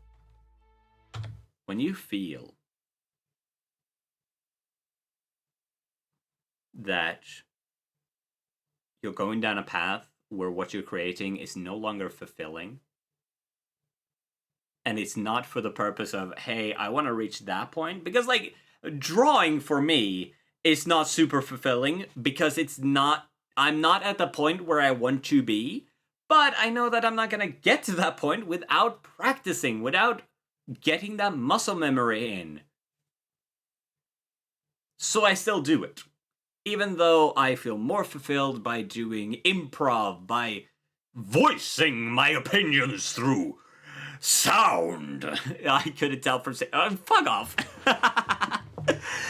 But, that kind of stuff is more fulfilling to me.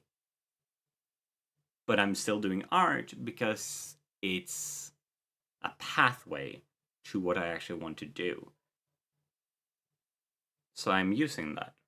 I want to at least get to the point where I could, like, commission someone, like, hey, I want an artwork of this, and then I can make a basic sketch of, like, this is roughly what I've got in mind. And that's why I learned how to do art for VTuber models as well, even though the art part of making a VTuber model is not what I enjoy. It's not what I'm enjoying doing. I love doing the rigging. That's where I thrive. But I need to learn how to do the art as well, so that I know more about that process, so I know what to say. I still probably don't fully. I should watch way more tutorials, but I enjoy diving into stuff and just exploring what to make. How do I make this? How do I create? That makes my soul fill with joy. So I do it. Is this beneficial for my numbers? No. If I wanted to make good numbers, I would, again, post a bunch of short form content on other apps so that more people discovered me. 2, I would just stream Minecraft. I would just stream Minecraft and a bunch of Sea of Thieves, and that would be all that I would stream because those streams make good numbers. But as Runa pointed out, a lot of people get stuck in statistics, and that's not good. If you get stuck in the statistics, you are at the mercy of algorithms controlled by fucking automated systems responding to engagement that can be tweaked by big fucking companies. That's not gonna give you joy. I'm sorry, but someone needs to fucking say it. And I feel like most people are accepting of this. Most people most people realize this stuff, but it's not said nearly enough.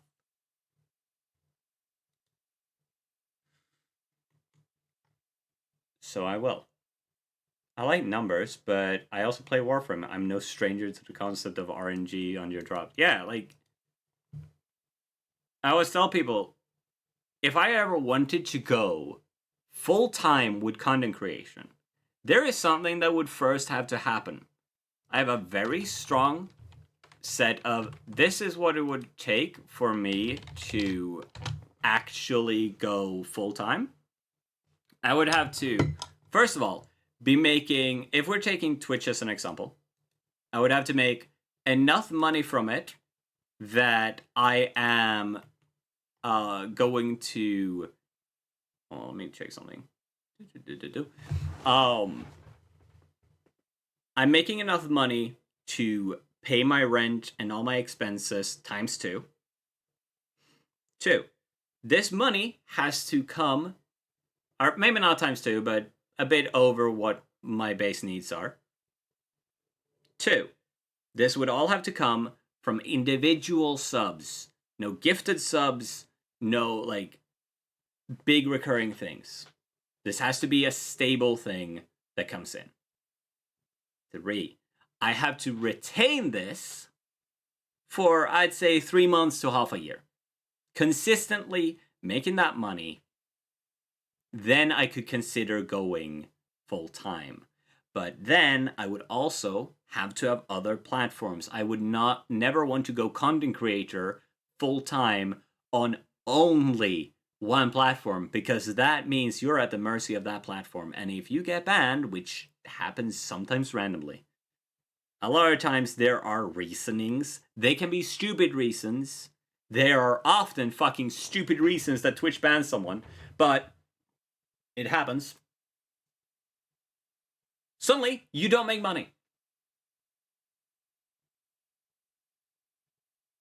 Someone has pointed out the fact that recurring subs, you know, that like if someone subscribed and it recurs, if that reoccurring payment happens while you are banned, that sub stops now. And now that person would have to resubscribe. Which is a 50-50 most of the time. Like, unless it's you have a really good core audience. But if someone got banned for a month, now they have basically lost all of their stable income on Twitch. You can't be relying on that. That is not a smart decision. And if you're going full-time, you need to start thinking from a business standpoint as well. That is why I don't recommend people go full-time on stuff like this. It's not a smart decision. And if you do, you're gonna have to start thinking from a business standpoint, and at that point, you are gonna have to compromise on your creativity. And as we just talked about for way too long, you should be doing this because it feels good.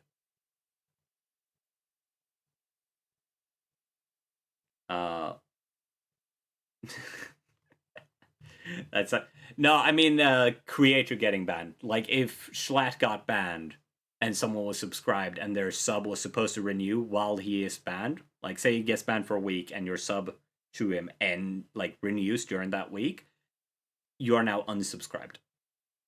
I wish my wish goal for content creator is to at least be able to sustain myself, but I'd love to start a thing where I can help others live their creative dreams without having to worry about the next paycheck. Yeah, I would love to be a patron of the arts.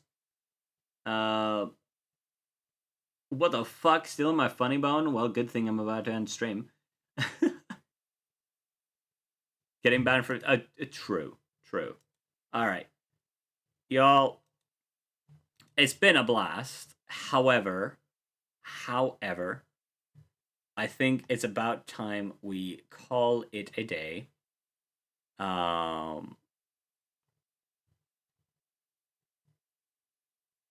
just got back.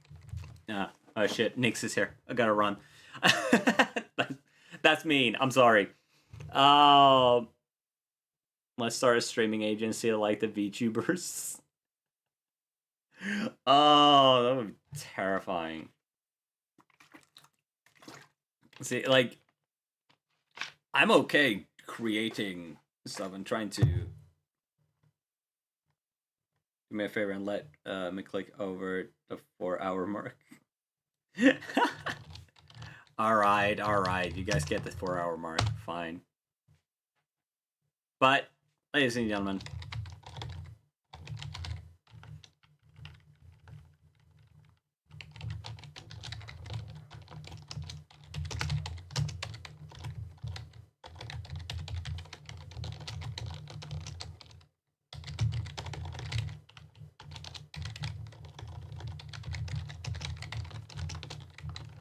here we go. Here's a raid message chat.